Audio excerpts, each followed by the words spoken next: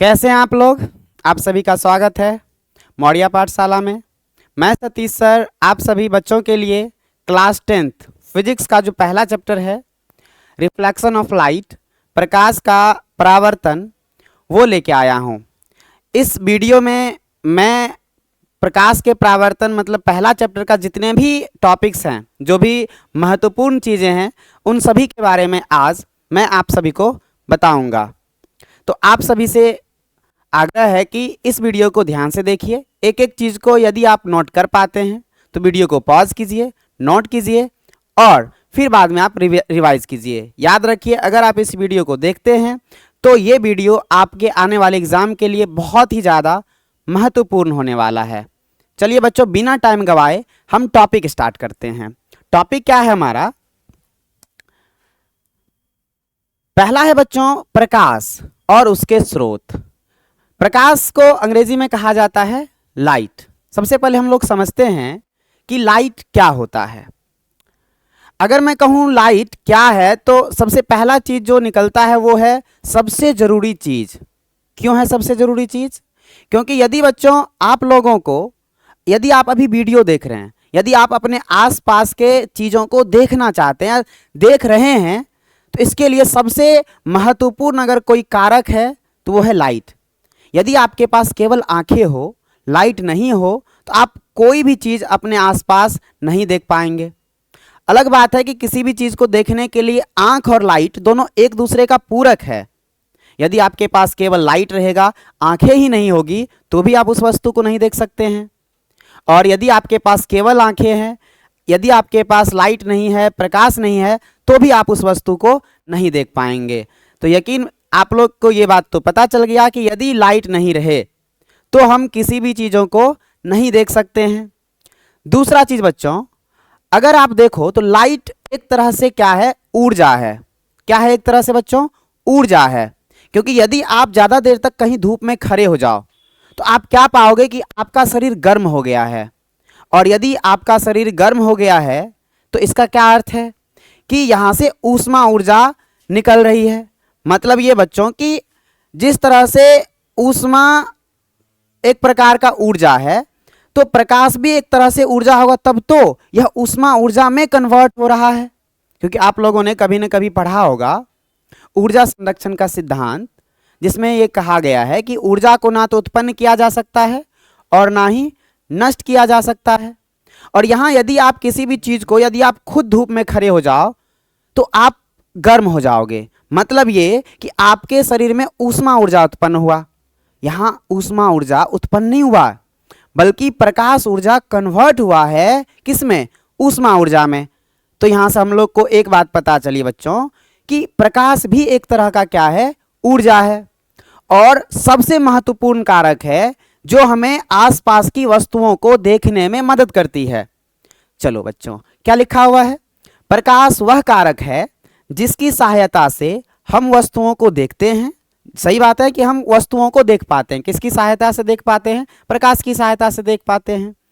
वास्तव में जब प्रकाश किसी वस्तु से टकराकर हमारी आंख तक पहुंचता है तभी हम उस वस्तु को देख पाते हैं। जैसे बच्चों, यदि आप कहीं खड़े हो और यदि आप किसी वस्तु को देख रहे हो तो सबसे पहले क्या होता है? प्रकाश उस वस्तु पर पड़ती है और उस वस्तु से टकराकर आपके आंखों में प्रवेश करती है। फिर आपके आंखों में उस वस्तु का प्रतिबिंब बनता है, जिसे हम लोग इमेज कहते हैं। और इस चैप्टर में हम लोग प्रतिबिंब के बारे में भी पढ़ने वाले हैं।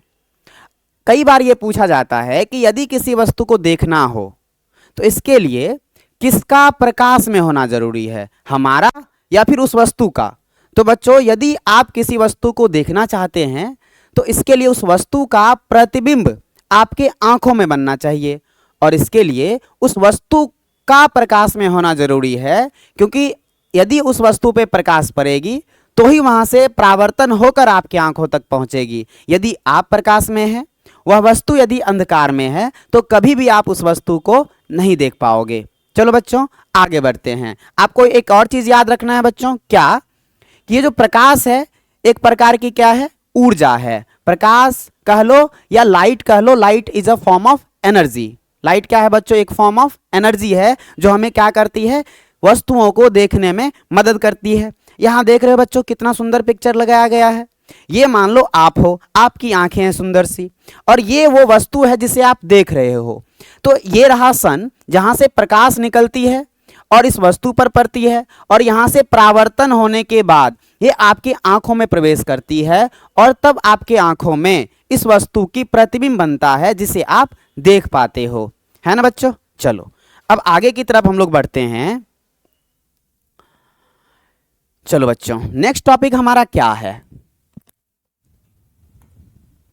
नेक्स्ट टॉपिक है मानव निर्मित स्रोत। अच्छा, इससे पहले भी एक टॉपिक होगा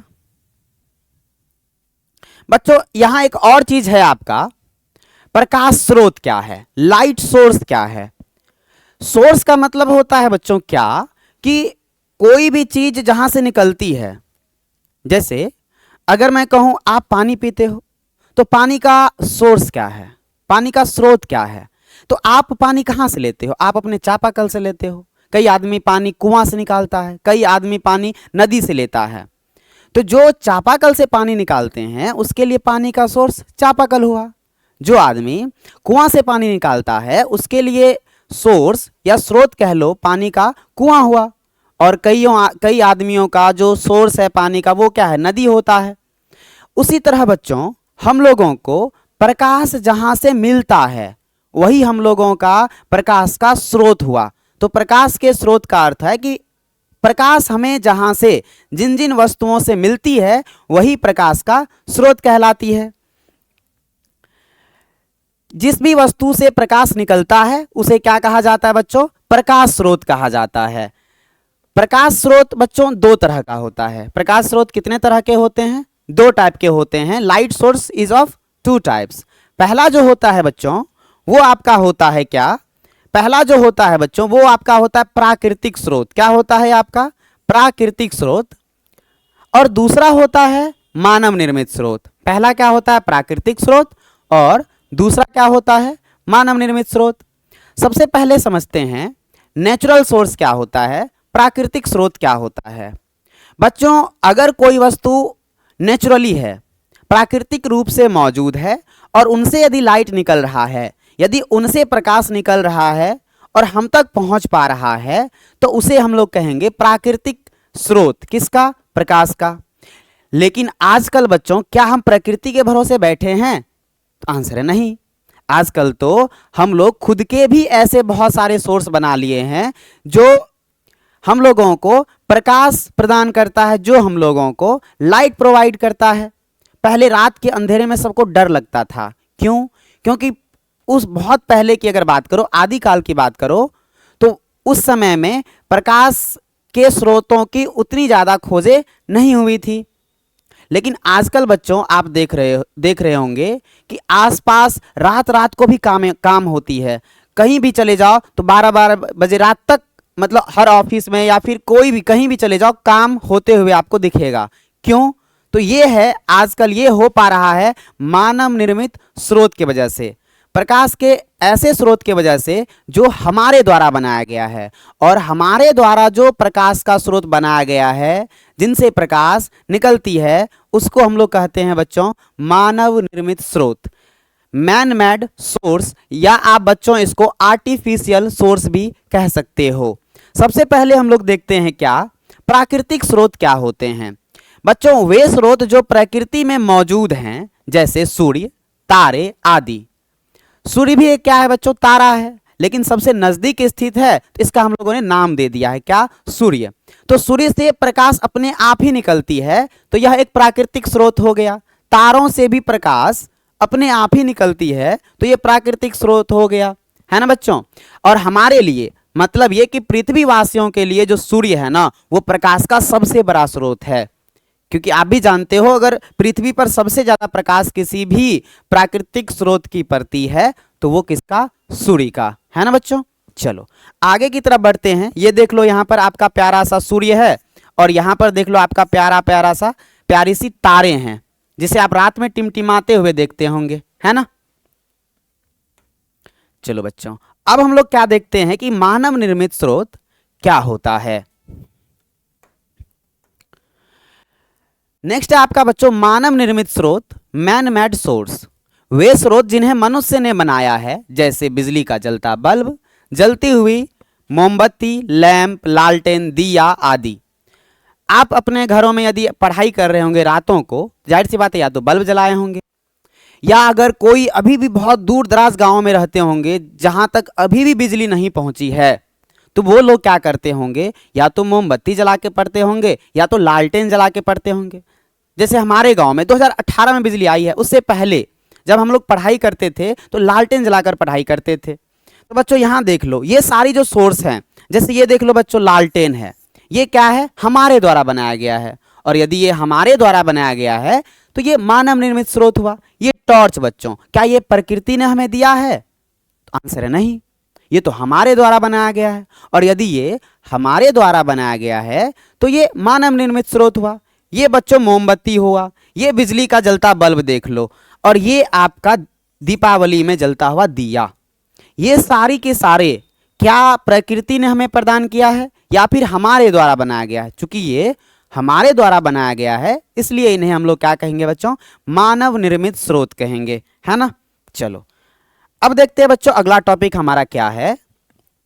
नेक्स्ट जो हमारा टॉपिक है बच्चों, वो है प्रदीप्त और अप्रदीप्त वस्तुएं। क्या है? प्रदीप्त और अप्रदीप्त वस्तुएं, luminous and non luminous objects. क्या है बच्चों हमारा? लुमिनस और नॉन लुमिनस ऑब्जेक्ट्स। अब देखो बच्चों ये क्या होती है, देखो प्रदीप्त का मतलब होता है कि जो प्रकाश प्रदान करता है। जैसे अगर मैं आपको एग्जाम्पल दूं बच्चों, आपको मैंने कहा एक सूर्य, एक मैंने क्या कहा बच्चों आपको, सूर्य, और दूसरा मैंने आपको कहा चंद्रमा। एक क्या कहा मैंने, सूर्य, और दूसरा मैंने कहा चंद्रमा। आप लोग बताओ इसमें कौन सा ऐसा चीज है जो आपको प्रकाश प्रदान करता है और कौन सा ऐसा चीज है जो आपको प्रकाश प्रदान नहीं करता है? तो बच्चों अगर ध्यान से देखोगे तो आपको यह पता है कि सूर्य हमें प्रकाश देती है, सूर्य के पास प्रकाश है, लेकिन चंद्रमा के पास खुद का प्रकाश नहीं है। तो बच्चों जिन वस्तुओं के पास खुद का प्रकाश है उन्हें प्रदीप्त वस्तुएं कहते हैं, और जिन वस्तुओं के पास अपने खुद का प्रकाश नहीं है उन्हें अप्रदीप्त वस्तुएं कहते हैं। जिसमें जैसे बच्चों सूर्य के पास है तो ये हो गया क्या, प्रदीप्त, या इसी को बच्चों हम लोग कहेंगे दीप्तिमान वस्तु। लेकिन चंद्रमा के पास नहीं है। अब आप लोग कहोगे सर चंद्रमा फिर रात को कैसे चमकता है? भाई साहब चंद्रमा के पास खुद का प्रकाश नहीं है। यदि वो रात को आपको चमकता हुआ दिखता है तो इसका ये मतलब है कि वो सूर्य से आने वाली प्रकाश की किरणों को रिफ्लेक्ट करके, परावर्तित करके आप तक पहुंचाती है, और इसलिए आपको चंद्रमा चमकती हुई नजर आती है। यहां भी बच्चों देख रहे हो प्रकाश क्या हो रहा है, टकरा के वापस आ रहा है। और इसी चीज के बारे में तो इस चैप्टर में पढ़ने वाले हम लोग कि चंद्रमा फिर आखिर क्यों चमकती है जब उसके पास खुद का प्रकाश है ही नहीं। तो बच्चों आपको क्या याद रखना है सबसे पहले यहां पर कि प्रदीप्त या दीप्तिमान वस्तुएं क्या होती है, जिसको हम लोग लुमिनस ऑब्जेक्ट्स कहते हैं। तो वे वस्तुएं जो स्वयं प्रकाश उत्सर्जित करती है प्रदीप्त वस्तुएं कहलाती है। जैसे देख लो सूर्य, तारे, एग्जाम्पल में क्या हो जाएगा बच्चों, सूर्य, तारे, जलता हुआ बल्ब, है ना, ये सभी क्या है, दिया, मोमबत्ती, अगर ये सब जल रहा है तो इसको हम लोग प्रदीप्त वस्तुएं कहेंगे, है ना बच्चों। नेक्स्ट अब जो आपका है बच्चों आगे वाला टॉपिक वो क्या है, अप्रदीप्त वस्तु, नॉन लुमिनस ऑब्जेक्ट्स। दूसरा क्या है, अप्रदीप्त वस्तु, नॉन लुमिनस ऑब्जेक्ट्स। अभी अभी आपको समझाया मैंने। वे वस्तुएं जो स्वयं प्रकाश उत्सर्जित नहीं करती है उन्हें हम लोग क्या कहेंगे, अप्रदीप्त वस्तुएं कहेंगे। जैसे जैसे क्या हो जाएगा बच्चों, चंद्रमा, पुस्तक, कुर्सी, ये सभी क्या हो जाएंगे, अप्रदीप्त वस्तुएं हो जाएंगी। वे वस्तुएं जो स्वयं कोई प्रकाश उत्सर्जित नहीं करती बल्कि दूसरी प्रदीप्त वस्तुओं के प्रकाश को परावर्तित कर दिखाई देती है, उन्हें हम अप्रदीप्त वस्तुएं कहते हैं। जैसे मेज, कुर्सी, पुस्तक, चंद्रमा, आपके आसपास वो सारी चीजें जिनके पास खुद प्रकाश उत्सर्जन करने की क्षमता ना हो, वे सारी चीजें क्या कहलाएंगी, अप्रदीप्त वस्तुएं कहलाएंगी, है ना बच्चों। चलो अगला देखते हैं। अगला अब देखो भाई अगला आपका क्या है, सबसे पहले अब देखते हैं प्रकाश का परकिरणन क्या होता है। वैसे इसके बारे में आगे हम और भी अच्छे से स्टडी करेंगे, लेकिन यहां देख लेते हैं प्रकाश का परकिरणन क्या है। देखो, आप सभी थोड़ा सा तो जानते होंगे कि प्रकाश एक तरह से क्या है, तरंग है। प्रकाश मैंने सबसे पहले कहा कि ऊर्जा है, और ऊर्जा जब एक स्थान से दूसरे स्थान तक ट्रैवल करता है ना, जब ऊर्जा का संचरण एक स्थान से दूसरे स्थान तक होता है, तो इसे हम लोग बच्चों कहते हैं तरंग। क्या कहते हैं? तरंग। तो अगर कोई चीज तरंग है तो उसके पास तरंग दैर्ध्य भी होता है, और प्रकाश चूंकि ऊर्जा है और ऊर्जा एक जगह से दूसरे जगह जाती है, उसे तरंग कहते हैं। इसका मतलब प्रकाश एक तरह का तरंग के रूप में चलती है। अगर प्रकाश तरंग के रूप में संचरण करती है तो प्रकाश का तरंग दैर्ध्य भी होता होगा। ऑफ कोर्स होता है बच्चों। अब यहां से एक बात समझना, अगर आप अपने वायुमंडल में देखो तो ऐसे बहुत सारे कण मौजूद हैं वायुमंडल में, ऐसे बहुत सारे छोटे छोटे कण मौजूद हैं हमारे वायुमंडल में, जिनका आकार प्रकाश के तरंगदैर्ध्य की तुलना में बहुत छोटा है। और बच्चों, जब वो प्रकाश इन छोटे छोटे कणों पर पड़ती है, इन छोटे छोटे कणों पर आपतित होती है, तो वो कण क्या करता है, इन प्रकाश के किरणों को चारों दिशाओं में फैला देती है, बिखेर देती है। ये जो घटना है, इसी घटना को बच्चों हम लोग कहते हैं प्रकाश का परकिरणन। ये जो घटना है बच्चों, इसी घटना को क्या कहते हैं, प्रकाश का परकिरणन। जैसे देखो, अगर मैं कहूं ये छोटी सी कण है और ये बच्चों प्रकाश तरंग है, ये यहां तक आई, और जब ये इस छोटे से कणों पर पड़ी और ये कण क्या किया, प्रकाश को सभी दिशाओं में बिखेर दिया, फैला दिया, तो बच्चों ये कौन सी घटना कहलाएगी? तब ये कहलाती है बच्चों प्रकाश का परकिरणन। अब देखते हैं, जब प्रकाश की किरणें वायु के अणुओं या धूल कणों जैसे सूक्ष्म कणों पर पड़ती है, तो वे कण प्रकाश की कुछ ऊर्जा को अवशोषित कर उसे चारों ओर फैला देते हैं। इसी प्रक्रिया को क्या कहते हैं बच्चों? परकिरणन कहा जाता है। इस परकिरणित प्रकाश के कारण हम दिन में उन वस्तुओं को भी देख पाते हैं जिन पर सूर्य का प्रकाश सीधे नहीं पड़ता है। बच्चों, यदि आप हमारे वायुमंडल को देखो तो आपको लगेगा कि एकदम प्रकाश सभी जगह फैला हुआ है, क्योंकि यहाँ हमारे वायुमंडल में प्रकाश की परकिरणन की घटना हो रही है। लेकिन आप यदि चंद्रमा के वायुमंडल को देखो तो वहां आपको ऐसा नहीं लगेगा दिन को भी कि एकदम प्रकाश फैला हुआ। क्यों? क्योंकि चंद्रमा पर कोई वायुमंडल नहीं है। अगर हमारे पृथ्वी की बात करो तो यहां तो वायुमंडल है, तब तो हम लोग जिंदा हैं। अगर वायुमंडल नहीं होता तो हम लोग जिंदा कैसे होते? लेकिन चंद्रमा पर चूंकि वायुमंडल नहीं है, तो वहां आप दिन को भी जाओगे तो आपको ऐसा लगेगा कि रात है, आपको एकदम प्रकाश बिखेरा हुआ नहीं नजर आएगा। लेकिन यहां हम लोग देखते हैं एकदम प्रकाश क्या है, दिन को बिखरा हुआ है। वो क्यों बिखरा हुआ लगता है बच्चों?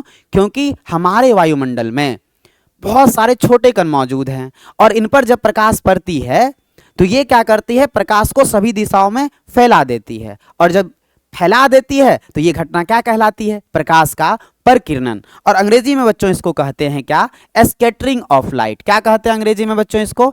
Scattering of light. चलो, उम्मीद है बच्चों आप लोग अच्छे से इसको सुन रहे होंगे, और यदि कोई चीज आपको लिखने का जरूरत है तो आप इसका स्क्रीनशॉट भी ले सकते हैं वीडियो को पॉज करके। ओके बच्चों, नेक्स्ट देखते हैं अब हमारा क्या है। नेक्स्ट है बच्चों हमारा प्रकाश की किरण और किरण पुंज। क्या है बच्चों? प्रकाश की किरण और क्या? किरण पुंज। बच्चों, आप जब हायर क्लासेस में जाओगे, आप जब 12th में खास करके जाओगे, तो वहां पर आपको एक चीज पढ़ने को मिलेगा। बोलो क्या? कि प्रकाश जब एक जगह से दूसरी जगह संचरण करती है ना, तो वो सीधी रेखा में करती, 12th में आपको ये पढ़ने को मिलेगा कि प्रकाश जब एक जगह से दूसरे जगह संचरण करती है तो वो तरंग के रूप में संचरण करती है, जिसका जिक्र मैंने कुछ देर पहले भी किया था। लेकिन बच्चों, क्लास 10th में यहां आप लोगों को यह मानना पड़ेगा कि प्रकाश सीधी रेखा में गमन करती है। कैसे गमन करती है बच्चों? सीधी रेखा में गमन करती है। तो बच्चों, आप लोग पूरे क्लास यहां आप ये मानना कि प्रकाश तरंग के रूप में संचरण नहीं करती है, बल्कि सीधी रेखा में चलती है। और आपको एग्जाम में पूछा भी जाता है कि प्रकाश कैसे चलती है, तो प्रकाश सीधी रेखा में चलती है। यहां आपको यही मानना है। बाद में जब आप हायर क्लास में जाओगे तो दोनों में कंट्राडिक्शन होगा। एक बार आपको यह मानना पड़ेगा कि प्रकाश सीधी रेखा में चलती है, और एक बार आपको यह भी मानना होगा कि प्रकाश सीधी रेखा में नहीं बल्कि तरंग के रूप में संचरण करती है। लेकिन बच्चों यहां आपको यही मान के चलना होगा कि प्रकाश सीधी रेखा में गमन करती है। अब देखो बच्चों, तब हम लोग सबसे पहले समझने का प्रयास करते हैं किसको, कि प्रकाश की किरण क्या होता है। सबसे पहले किसको समझते हैं बच्चों, प्रकाश की किरण क्या होता है, और फिर हम लोग समझेंगे किरण पुंज के बारे में। बच्चों प्रकाश की किरण को अंग्रेजी में क्या कहा जाता है, रे ऑफ लाइट।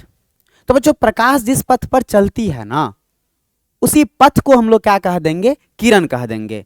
एक सरल रेखा पर चलने वाले प्रकाश को हम लोग क्या कहते हैं बच्चों, प्रकाश की किरण कहते हैं, या फिर आप कह लो प्रकाश जिस पथ पर चलती है वही क्या है बच्चों, प्रकाश की एक किरण है। अगर हम एक किरण की बात करें तो जाहिर सी बात है, एक ही अगर सरल रेखा में प्रकाश आ रही है तो उसको क्या कहेंगे, प्रकाश की एक किरण। लेकिन बच्चों अगर बहुत सारा प्रकाश एक साथ आ रहा है तो जाहिर सी बात है बहुत सारी किरणें एक साथ आएंगी, बहुत सारे पथों पर आएंगी, तब उनके समूह को हम लोग क्या कहेंगे, बीम ऑफ लाइट, प्रकाश की किरण पुंज। अगर मैं केवल किरण बोलता हूं तो यहां एक का बात होता है, लेकिन बच्चों जब मैं किरण पुंज बोलता हूं तो यहां समूह का बात होता है, बहुत सारे किरणों का समूह एक साथ हो तब इन्हें हम लोग क्या कहेंगे, किरण पुंज कहेंगे, या इसको अंग्रेजी में बीम ऑफ लाइट कहा जाता है। तो बच्चों एक सरल रेखा पर अगर चलने वाली प्रकाश है तो उसको प्रकाश की किरण कहेंगे। अब देखो नेक्स्ट है आपका किरण पुंज, बीम ऑफ लाइट। मैंने क्या कहा कि प्रकाश की जो किरणें होती है उनका जो समूह होता है उन्हें ये क्या कहा जाता है, किरण पुंज कहा जाता है, बीम ऑफ लाइट कहा जाता है। The group of many rays is known as beam of light. और बच्चों यह भी आपको याद रखना है कि किरण पुंज कितने प्रकार के होते हैं।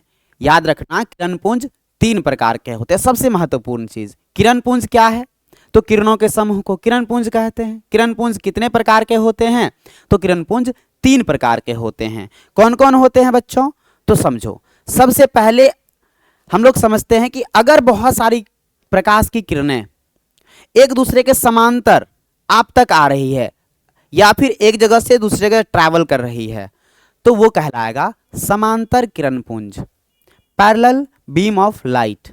लेकिन अगर कोई प्रकाश की किरणें या फिर बहुत सारी किरण पुंज एक जगह पर मिलती हुई दिख रही है, जैसे यहां पर तुम देख लो बच्चों कि बहुत सारी किरणें एक जगह पर मिलती हुई दिख रही है आपको, किरण पुंज एक जगह इकट्ठा हुआ दिख रहा है आपको, तो ये कहलाता है बच्चों क्या, अभिसारी किरण पुंज, कन्वर्जिंग बीम ऑफ लाइट।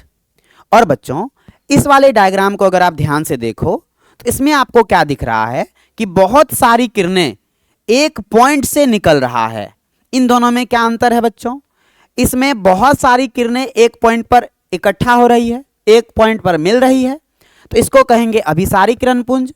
लेकिन इसमें यदि आप देखो तो आप देखोगे कि बहुत सारी किरणें एक पॉइंट से निकल रही है। यदि बहुत सारी किरणें एक पॉइंट पर इकट्ठा हो रही है तब इसको कहेंगे अभिसारी, और जब एक पॉइंट से निकल रही हो तब इसको कहेंगे अपसारी किरण पुंज। क्या कहेंगे बच्चों, अपसारी किरण पुंज, या अंग्रेजी में इसको कहा जाता है डाइवर्जिंग बीम ऑफ लाइट। समझ गए, आगे बढ़ते हैं। यहां अपसारी किरण पुंज का परिभाषा दिया गया है। डाइवर्जिंग बीम क्या है बच्चों, तो इसमें प्रकाश की किरणें एक बिंदु स्रोत से निकलकर चारों ओर फैल जाती है ना। इसमें क्या होती है बच्चों, प्रकाश की जो किरणें हैं या किरण पुंज है वो एक बिंदु स्रोत से निकलेगी और चारों ओर फैल जाएगी, तो वो क्या होगा, अपसारी किरण पुंज होगा। उसी को अंग्रेजी में डाइवर्जिंग बीम ऑफ लाइट कहा जाएगा, है ना बच्चों, डाइवर्जिंग बीम। चलो आगे बढ़ते हैं हम लोग।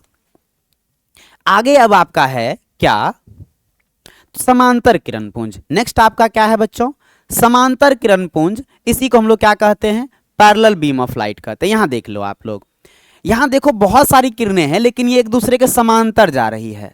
यदि बहुत सारी किरणें एक दूसरे के समानांतर संचरण कर रही है, समानांतर कहीं गमन कर रही है, तब उन्हें समानांतर किरण पुंज कहेंगे, पैरेलल बीम ऑफ लाइट कहेंगे, है ना। इनमें क्या होती है बच्चों, प्रकाश की किरणें एक दूसरे के समांतर होती है।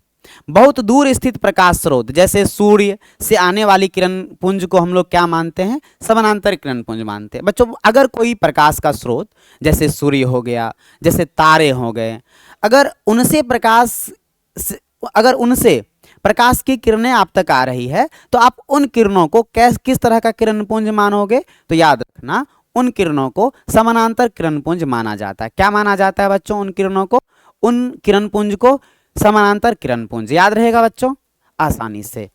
अब जो दूसरा जो मैंने समझा दिया वो है आपका अभिसारी किरण पुंज, कन्वर्जिंग बीम या कन्वर्जिंग बीम ऑफ लाइट भी आप कह सकते हैं। क्या है बच्चों? इसमें प्रकाश की किरणें एक बिंदु पर क्या होती है? मिलती है। यही बातें आपको याद रखनी है कि यदि एक बिंदु पर प्रकाश की किरणें आकर मिलेगी तो वो अभिसारी, और यदि एक बिंदु से चारों तरफ फैलेगी तो अपसारी। अभिसारी को अंग्रेजी में डाइवर्जिंग और अभिसारी को अंग्रेजी में कन्वर्जिंग और अपसारी को अंग्रेजी में डाइवर्जिंग कहा जाता है ना बच्चों? चलो, ये आपका समांतर किरण पुंज है और ये आपका अभिसारी किरण पुंज है। चलो आगे की तरफ बढ़ते हैं बच्चों। नेक्स्ट आपका जो टॉपिक है, नेक्स्ट आपका टॉपिक क्या है? पारदर्शी, पारभासी और अपारदर्शी पदार्थ, या आप वस्तु भी कह सकते हैं। क्या होता है ये? तो बच्चों देखो, पारदर्शी को अंग्रेजी में कहा जाता है क्या? ट्रांसपेरेंट। क्या कहा जाता है बच्चों? ट्रांसपेरेंट। पारभासी, इसको बच्चों कहा जाता है ट्रांसल्यूसेंट। क्या कहा जाता है बच्चों? ट्रांसल्यूसेंट। और अपारदर्शी को कहा जाता है बच्चों क्या? ओपेक। क्या कहा जाता है? ओपेक। सबसे पहले समझते हैं कि पारदर्शी का मीनिंग क्या हुआ। देखो, नाम में छुपा हुआ है पारदर्शी, मतलब जिसके आर पार दिख जाए। दर्शी का मतलब क्या हुआ बच्चों? दिखना। तो जिसके आर पार दिख जाए उसको कहेंगे पारदर्शी। और बच्चों दूसरा है आपका पारभासी, इसको अर्धपारदर्शी भी कहा जाता है। पारभासी को अर्धपारदर्शी भी कहा जाता है, मतलब ऐसा पदार्थ जिसके आर पार थोड़ा थोड़ा करके दिखे, आधा आधा दिखे, उसको क्या कहेंगे? पारभासी या अर्धपारदर्शी कहेंगे।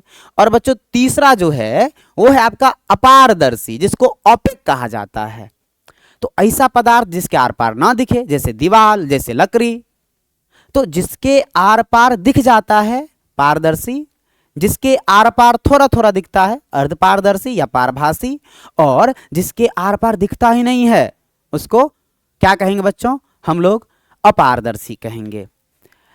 अब आप देखो प्रकाश के टर्म में कैसे इसको हम लोग बच्चों डिफाइन करेंगे। तो ऐसा पदार्थ जिनसे होकर प्रकाश आर पार हो जाए उनको क्या कहेंगे? पारदर्शी। जिनसे होकर प्रकाश थोड़ा थोड़ा मात्रा में पार हो जाए उनको अर्धपारदर्शी, या जिसको बच्चों पारभासी कहते हैं।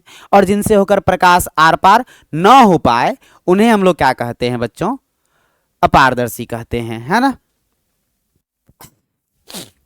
चलो, तबीयत थोड़ा खराब हो गया बच्चों, आगे की तरफ बढ़ते हैं। अब यहां देखो दिया गया सबका डेफिनेशन, आप चाहो तो इसका स्क्रीनशॉट ले सकते हैं। पारदर्शी क्या होता है बच्चों? ट्रांसपेरेंट, वे पदार्थ जिनसे होकर प्रकाश आसानी से आर पार निकल जाता है, जैसे क्या हुआ? कांच, पानी, हवा। इन सब से आप देखते होंगे प्रकाश आसानी से आर पार निकल जाता है, तो इसीलिए इन सबको क्या कहेंगे? इन सबको हम लोग कहेंगे बच्चों पारदर्शी। और जो पारभासी है, जिसको ट्रांसल्यूसेंट कहा जाता है, वे पदार्थ जो अपने पर पड़ने वाले प्रकाश के केवल एक छोटे से हिस्से को ही अपने से होकर जाने देते हैं। या आप ऐसे कहो कि ऐसा पदार्थ जिनसे होकर थोड़ा थोड़ा मात्रा में प्रकाश पार करता है या फिर निकल जाता है, उनको हम लोग क्या कहेंगे? पारभासी, या इसको अर्धपारदर्शी, या बच्चों अंग्रेजी में इसको ट्रांसल्यूसेंट कहा जाता है ना? एग्जाम्पल इसका बहुत महत्वपूर्ण है। घिसा हुआ कांच, तेल लगा हुआ कागज, बैलून का रबर, आंख की पलक। इसीलिए बच्चों अगर यदि याद करो, आप रात को सोते समय यदि बल्ब बंद नहीं करते हैं तो आपको एकदम आंख बंद करने के बाद भी लगता है कि अच्छा बल्ब तो जल रहा है, नींद नहीं आती है। तो हमारा जो ये पलकें हैं आंख की, ये कैसा होता है? अर्धपारदर्शी होता है। इसीलिए रात को सोने के बावजूद भी हमको लग रहा होता है कि अच्छा बल्ब जल रहा है, आंख बंद करने के बाद भी ऐसा हमको दिखते रहता है ना बच्चों? यहां देखो ढेर सारा एग्जाम्पल आपको दिया गया है। यहां देख लो, ये आपका घिसा हुआ कांच दिख रहा होगा, ये आपका क्या है बच्चों? कुहासा है। तो यदि आप ये कुहासा है तो इसको भी आप कह सकते हो ये अर्धपारदर्शी है। ये आंख की पलकें हैं, ये बैलून है, और ये बच्चों तेल लगा हुआ कागज है। तेल, वैसे अगर कागज को आप अपने हाथों पर लो तो आपको आपका उंगली नजर नहीं आएगा, लेकिन कागज में तेल लगा दो तब देखो तो आपका हाथ आसानी से नजर आ जाएगा। आप उसको किसी किताब के ऊपर रखो तो आप पढ़ भी सकते हो। तो बच्चों तेल लगा हुआ कागज, उससे थोड़ा थोड़ा मात्रा में प्रकाश क्या होती है, गुजरती है, तो इसीलिए उसको क्या कहते हैं बच्चों, अर्धपारदर्शी कहते हैं। क्या कहते हैं, अर्धपारदर्शी कहते हैं। याद रहेगा बच्चों आप सभी को, बहुत बढ़िया। नेक्स्ट देखते हैं, नेक्स्ट आपका क्या है। चलो नेक्स्ट आपका बच्चों अपारदर्शी, ये भी मैंने समझा ही दिया। क्या कि वे पदार्थ जो प्रकाश को अपने में से होकर बिल्कुल भी जाने नहीं देंगे, जैसे लकड़ी, लोहा, पत्थर, पेंट। यहां देख रहे हो लोहे का दरवाजा तब तो लगाया जाता है। घर में दरवाजा क्यों लगाया जाता है, क्योंकि कोई इसके आर पार ना देख पाए, है ना।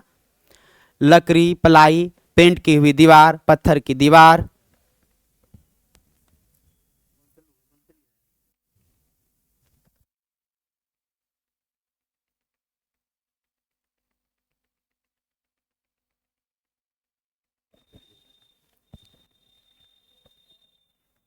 चलो बच्चों आगे की तरफ बढ़ते हैं हम लोग।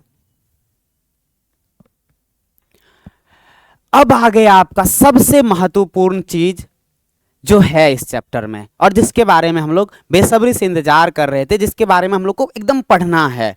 ये पूरा लेक्चर ही इसी टॉपिक पर निर्भर है, और वो सबसे प्यारा टॉपिक आपका क्या है बच्चों, तो प्रकाश का परावर्तन, या इसी को अंग्रेजी में हम लोग क्या कहेंगे, रिफ्लेक्शन ऑफ लाइट। क्या कहेंगे बच्चों इसको अंग्रेजी में, रिफ्लेक्शन ऑफ लाइट। ये प्रकाश से संबंधित एक घटना है। क्या है बच्चों, ये प्रकाश से संबंधित एक घटना है जो हम लोगों को बहुत सारे चीजों में मदद करती है। सबसे पहला मदद हमें देखने में करती है। कुछ देर पहले मैंने आपको बताया था बच्चों कि जो चंद्रमा है ये अप्रदीप्त वस्तुएं हैं।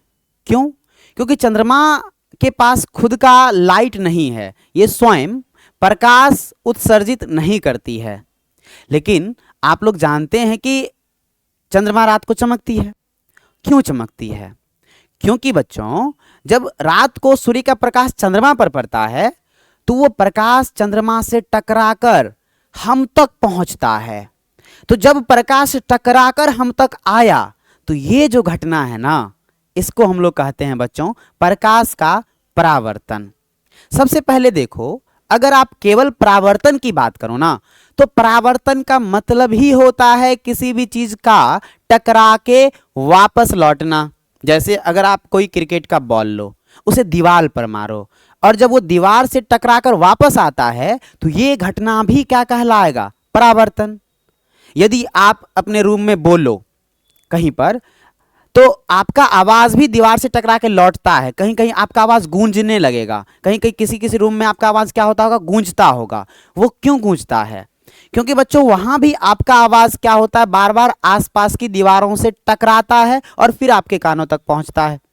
ये चीज आपने 11वीं क्लास में, ये चीज आप 9वीं क्लास में पढ़े होंगे जरूर, और आगे 11वीं में भी पढ़ोगे। तो बच्चों परावर्तन का मतलब होता है किसी भी चीज का टकरा के वापस आना। और यदि हम प्रकाश के परावर्तन की बात करेंगे तो इसका मतलब है प्रकाश का किसी से टकराना, वापस आ जाना। तो बच्चों जैसे प्रकाश है, यहां आप देखो ये आपका एक लेजर लाइट है, और ये क्या है बच्चों, कोई मान लो आपके पास आईना रखा हुआ है, इस पे लेजर लाइट गई और यहां से टकराने के बाद वापस लौट गई। तो ये घटना ही क्या कहलाती है, प्रकाश का परावर्तन कहलाती है।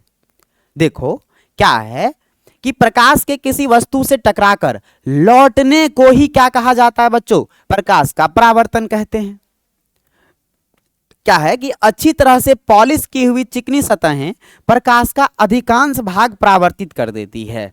अब बच्चों एक चीज समझो, यदि कोई वस्तु है और उस पर यदि लाइट इंसिडेंट करता है, यदि प्रकाश उस पर आपतित होती है, तो वो वस्तु दो काम करती है। पहला काम कि वो प्रकाश के कुछ भाग को पहले अवशोषित करेगी और फिर कुछ भाग को वो क्या करेगी बच्चों, रिफ्लेक्ट करेगी, टकराकर वापस भेज देगी। और यही रीजन है कि आपको अलग अलग वस्तुएं अलग अलग रंग का दिखलाई पड़ता है। ये आप आगे जानोगे जब मैं आपको ह्यूमन आई के बारे में बताऊंगा, वहां मैं ये चीज एक्सप्लेन करूंगा कि क्यों ये वस्तुओं का कलर, वस्तुओं का रंग अलग अलग होता है।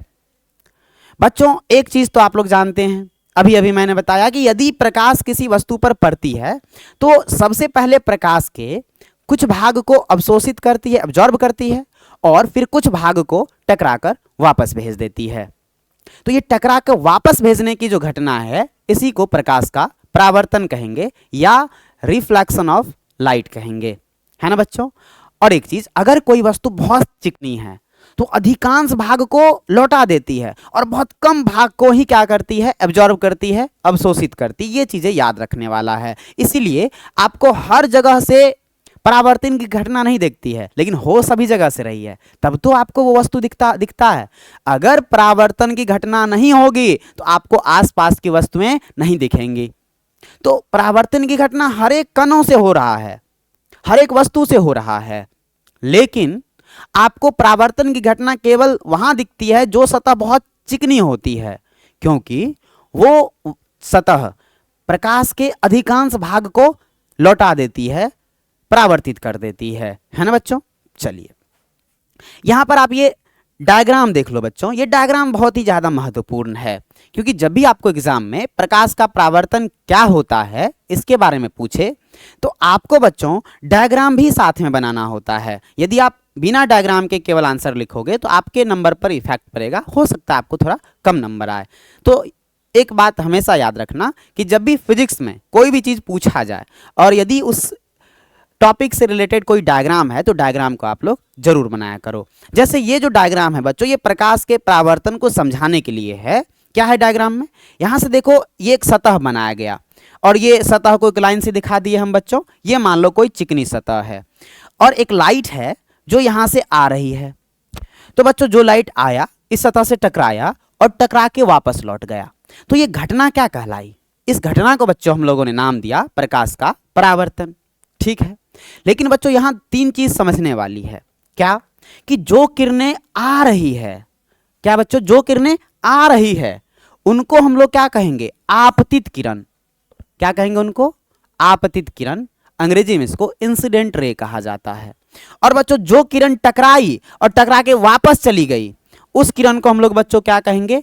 परावर्तित किरण, रिफ्लेक्टेड रे। क्या कहेंगे उसको? परावर्तित किरण, रिफ्लेक्टेड रे।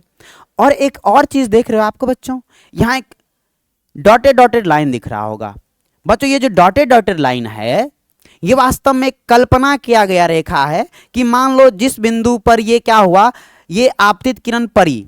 सबसे पहले एक बात और बता दूं कि इस बिंदु को कहा जाता है आपतन बिंदु। क्या कहा जाता है उस बिंदु को? आपतन बिंदु, पॉइंट ऑफ इंसिडेंट। और बच्चों इस बिंदु से अगर आप एक रेखा की कल्पना करो जो यहां पर सतह के साथ 90 डिग्री का कोण बनाए, 90 डिग्री का एंगल फॉर्म करे, उस रेखा को ही हम लोग कहते हैं बच्चों क्या? अभिलंब, या अंग्रेजी में इसको कहा जाता है क्या? नॉर्मल। क्या कहा जाता है बच्चों इसको? नॉर्मल। याद रहेगा क्या कि जो किरणें आई आपतित किरण, जो किरणें टकरा के लौट गई परावर्तित किरण, और जिस बिंदु पर ये किरणें टकराई उस बिंदु को आपतन बिंदु या पॉइंट ऑफ इंसिडेंस, और उस आपतन बिंदु पर एक अगर कोई लंब आप खींच दो तो उसी को अभिलंब या उसी को नॉर्मल कहा जाता है ना बच्चों। चलो आगे बढ़ते हैं। यहां देखो आपतित किरण का परिभाषा है इंसिडेंट रे का कि किसी सतह पर पड़ने वाली किरण, मतलब कोई भी सतह है तो उस पर जो पड़ने वाली किरण है उसको हम लोग क्या कहेंगे? आपतित किरण कहेंगे, है ना बच्चों। नेक्स्ट आपका क्या है? नेक्स्ट क्या है बच्चों? तो चलो देखते हैं। वही है आपका आपतन बिंदु, पॉइंट ऑफ इंसिडेंस। ये देख लो यहां पर ये जो बिंदु है यही क्या कहलाता है? आपतन बिंदु। तो यहां पर ज्यादा हमको समझाने का जरूरत नहीं है, मैं पीछे ही सारा चीज मैंने समझा दिया। आपका क्या है बच्चों? आपतन बिंदु, सतह का वह बिंदु जिस पर आपतित किरणें टकराती है उसे ही क्या कहेंगे? आपतन बिंदु कहेंगे। परावर्तित किरण क्या है? तो सतह से टकराकर उसी माध्यम में लौटने वाली किरण क्या कहलाएगी बच्चों? परावर्तित किरण कहलाएगी। अभिलंब क्या होगा? किसी समतल सतह के किसी बिंदु पर खींचे हुए लंब को उस बिंदु पर क्या कहा जाता है? अभिलंब कहा जाता है। अगर मान लो कोई आपतन बिंदु है और आपतन बिंदु पर क्या करो आप ऐसा रेखा ड्रॉ करो जो सतह के साथ 90 डिग्री का कोण बनाए, तो उसे ही हम लोग बच्चों अभिलंब या अंग्रेजी में इसको नॉर्मल कहा जाता है। इतनी चीजें याद रहेगी बच्चों, बहुत बढ़िया। चलो अगला देखते हैं, अगला जो आपका टॉपिक है वो क्या है। नेक्स्ट आपका टॉपिक है बच्चों आपतन कोण, सबसे महत्वपूर्ण चीज जिसको अंग्रेजी में एंगल ऑफ इंसिडेंस कहा जाता है। और ये भी याद रखना बच्चों, इसको क्या चीज से दर्शाते हैं, आई से दर्शाया जाता है। आपतन कोण को क्या चीज से दर्शाया जाता है, आई से। अंग्रेजी में क्या कहा जाता है, एंगल ऑफ इंसिडेंस। और दूसरा जो है बच्चों वो है आपका परावर्तन कोण, जिसको एंगल ऑफ रिफ्लेक्शन कहा जाता है। और बच्चों इसको क्या चीज से दर्शाया जाता है, आर से। अगर मैं आई की बात करूं तो एंगल ऑफ इंसिडेंस, अगर मैं आर की बात करूं एंगल ऑफ रिफ्लेक्शन। आई मतलब आपतन कोण, आर मतलब परावर्तन कोण। क्या ये चीजें याद रहेगी, बहुत बढ़िया, याद रखना है। चलो आपतन कोण समझते हैं बच्चों, इस डायग्राम में ही समझने का प्रयास करते हैं। अगर देखो ये मान लो कोई समतल दर्पण है, इस भाग में ये लाइन अगर ऐसे बना हुआ है तो बच्चों इसका मतलब समझना कि इस साइड से पेंट किया हुआ है, और ये वाली सतह जो है इस वाला ई वाला साइड ये चिकना सतह है, समझ गए। तो बच्चों ये किरण है जो इस पर जा रही है, टकरा रही है, तो इसको आपतित किरण कहे। और ये वाली किरण है जो टकरा के लौट रही है, तो इसको परावर्तित किरण नाम दिए। और ये आपतन बिंदु था और इस पर मैंने एक रेखा खींचा जिसको आप अभिलंब नाम देते हो। ये क्या है बच्चों, ये अभिलंब है। ओके, अब देखो आप यहां एक चीज नोटिस कर रहे होंगे कि आपतित किरण और अभिलंब के बीच में यहां पर एक कोण बन रहा है। और बच्चों यहां भी एक चीज नोटिस कर रहे होंगे कि परावर्तित किरण और अभिलंब के बीच में भी एक कोण बन रहा है। तो बस इसी दोनों कोणों का नाम है, एक का आपतन और दूसरे का परावर्तन कोण। तो बच्चों आपतित किरण और अभिलंब के बीच में जो आपको कोण बनता हुआ दिख रहा है इसको आपतन कोण, और परावर्तित किरण और अभिलंब के बीच में जो आपको कोण बनता हुआ दिख रहा है इसको परावर्तन कोण नाम दिया जाता है। और आपको तो अभी अभी बताए कि आपतन कोण को आई और परावर्तन कोण को बच्चों क्या लिखेंगे, आर लिखेंगे, है ना। आपतित किरण और अभिलंब के बीच के कोण को क्या कहेंगे, आपतन कोण कहेंगे। परावर्तित किरण और अभिलंब के बीच के कोण को क्या कहेंगे बच्चों, परावर्तन कोण कहेंगे। याद रहेगा, बहुत बढ़िया। चलो बच्चों आगे की तरफ हम लोग बढ़ते हैं। नेक्स्ट जो हमारा टॉपिक है वो क्या है, नेक्स्ट टॉपिक हमारा क्या है बच्चों, एकदम इंपॉर्टेंट, एकदम अति महत्वपूर्ण, जो एग्जाम में हर साल पूछा जाता है, लॉज ऑफ रिफ्लेक्शन, परावर्तन के नियम। तो बच्चों इस पे आप भी आई लगा सकते हैं। क्या है, परावर्तन के नियम, इसे आप अंग्रेजी में क्या कह सकते हैं, लॉज ऑफ रिफ्लेक्शन। क्या कह सकते हैं आप इसको, लॉज ऑफ रिफ्लेक्शन, परावर्तन के नियम। बच्चों परावर्तन से संबंधित कुछ चीजें हैं जो हमेशा तय होती है, कहीं भी परावर्तन हो ये चीजें कभी नहीं बदलेगी, है ना। और उन्हीं से संबंधित कुछ चीजें हैं जो बताई गई है जो हमेशा फिक्स होती है, उन्हीं को हम लोग कहेंगे कि ये परावर्तन के नियम है। मतलब जहां भी परावर्तन होगा वो इस नियम का वहां पर फॉलो जरूर होगा, है ना। तो पहला नियम, पहला चीज कि आपको सबसे पहले क्या याद रखना है कि परावर्तन के दो नियम है। कितने नियम है बच्चों परावर्तन के, 3? अरे भाई नहीं, परावर्तन के केवल कितने नियम है, 2। पहला नियम क्या कहता है बच्चों कि आपतित किरण, परावर्तित किरण तथा आपतन बिंदु पर खींचा गया अभिलंब तीनों एक ही समतल में होते हैं। अब ये चीज थोड़ा समझने वाली है, नियम तो मैंने पढ़ दिया लेकिन समझना इज वेरी इंपॉर्टेंट। फिर से पढ़ते हैं कि आपतित किरण पहला चीज, दूसरा क्या है बच्चों परावर्तित किरण, और तीसरा है आपतन बिंदु पर खींचा गया अभिलंब। अब इन तीनों को समझो। मान लो बच्चों ये मेरा हाथ है और ये एक तल है जहां पर परावर्तन की घटना होगी। अगर बच्चों देखो एक तल ये हो गया और एक हाथ में अगर इधर से रख दूं तो ये कोई अन्य तल हो गया। अब देखो इस हाथ को फिलहाल मैं यूज कर रहा हूं, ये प्रकाश की किरण मान लो इधर से आई। अब देखो अगर ये प्रकाश की किरण इधर से आ रही है तो ये आपतित किरण, और जाहिर सी बात है ये जब टकरा के लौटेगी तो क्या ये इस दिशा में ऐसे टकरा के लौटेगी या इसी तल में लौटेगी। जाहिर सी बात है अगर इस तल में आई है तो इसी तल में लौटेगी, और अगर आप लंब खींचो तो वो भी आप ऊपर से दोगी ना कि ऐसे दोगे। तो बच्चों आपने क्या समझा कि जो भी आपका आपतित किरण होता है, परावर्तित किरण होता है और आपतन बिंदु पर डाला गया अभिलंब, याद रखना एक ही तल में उपस्थित होगा, तीनों के तीनों। ये पहला नियम आपको हमेशा याद रखना है। दूसरा नियम उससे भी ज्यादा महत्वपूर्ण है बच्चों, क्या, और ये आसान भी है कि आपने पढ़ा ना, दो कोण होते हैं, एक आपतन और दूसरा क्या, परावर्तन। तो साथ में ये भी याद रख लेना कि दोनों का मान हमेशा बराबर होता है।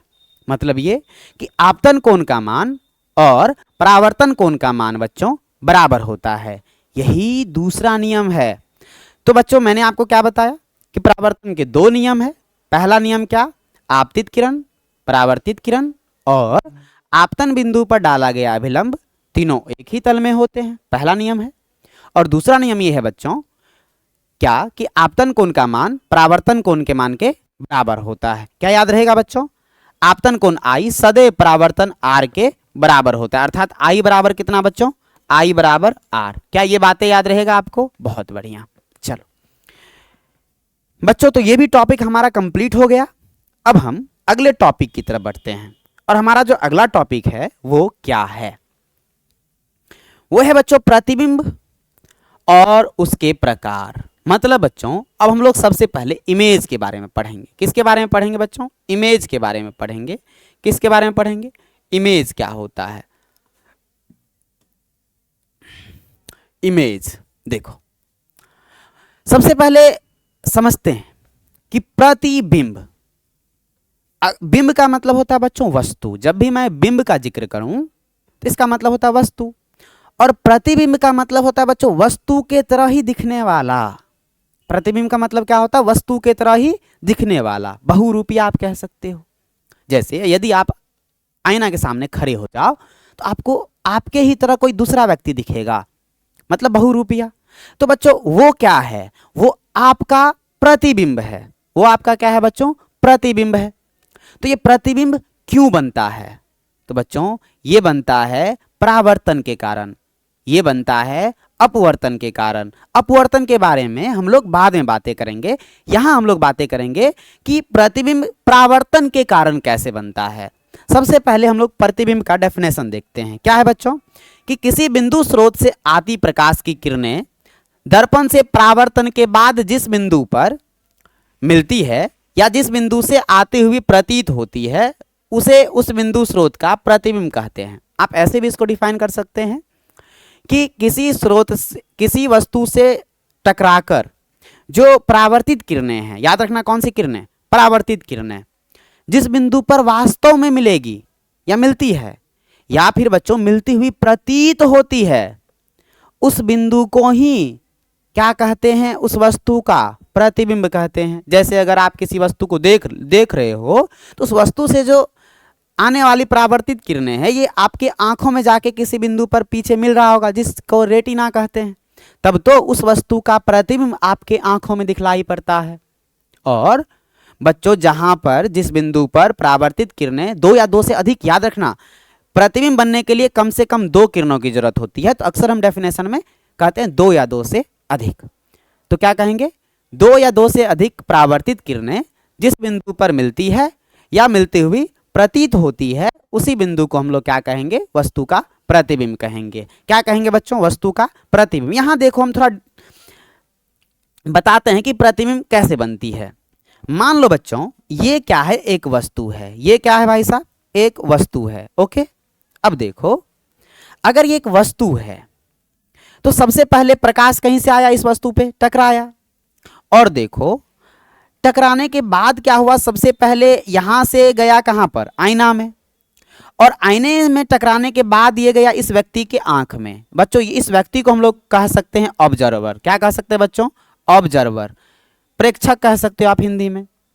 ये व्यक्ति इस आईने में देख रहा है तो इस व्यक्ति को इस बोतल का प्रतिबिंब नजर आ रहा है। क्या नजर आ रहा है बच्चों, इस बोतल का प्रतिबिंब नजर आ रहा है, क्योंकि इस बोतल से जो प्रकाश की किरणें टकराती है और टकरा कर इसके आंख में जाती है तो इसको इस ये जो है बच्चों बोतल, इसका प्रतिबिंब बनता हुआ यहां दिख रहा है। क्यों दिख रहा है, तो ध्यान से देखना, यहां से इसके टॉप से कितनी प्रकाश की किरणें निकल रही है, दो किरणें निकल रही है, पहला ये ऊपर वाला और दूसरा नीचे वाला।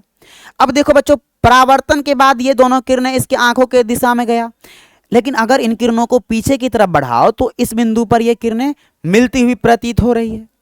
वैसे ही यहां भी नीचे वाला पोर्शन का भी हो रहा है बच्चों।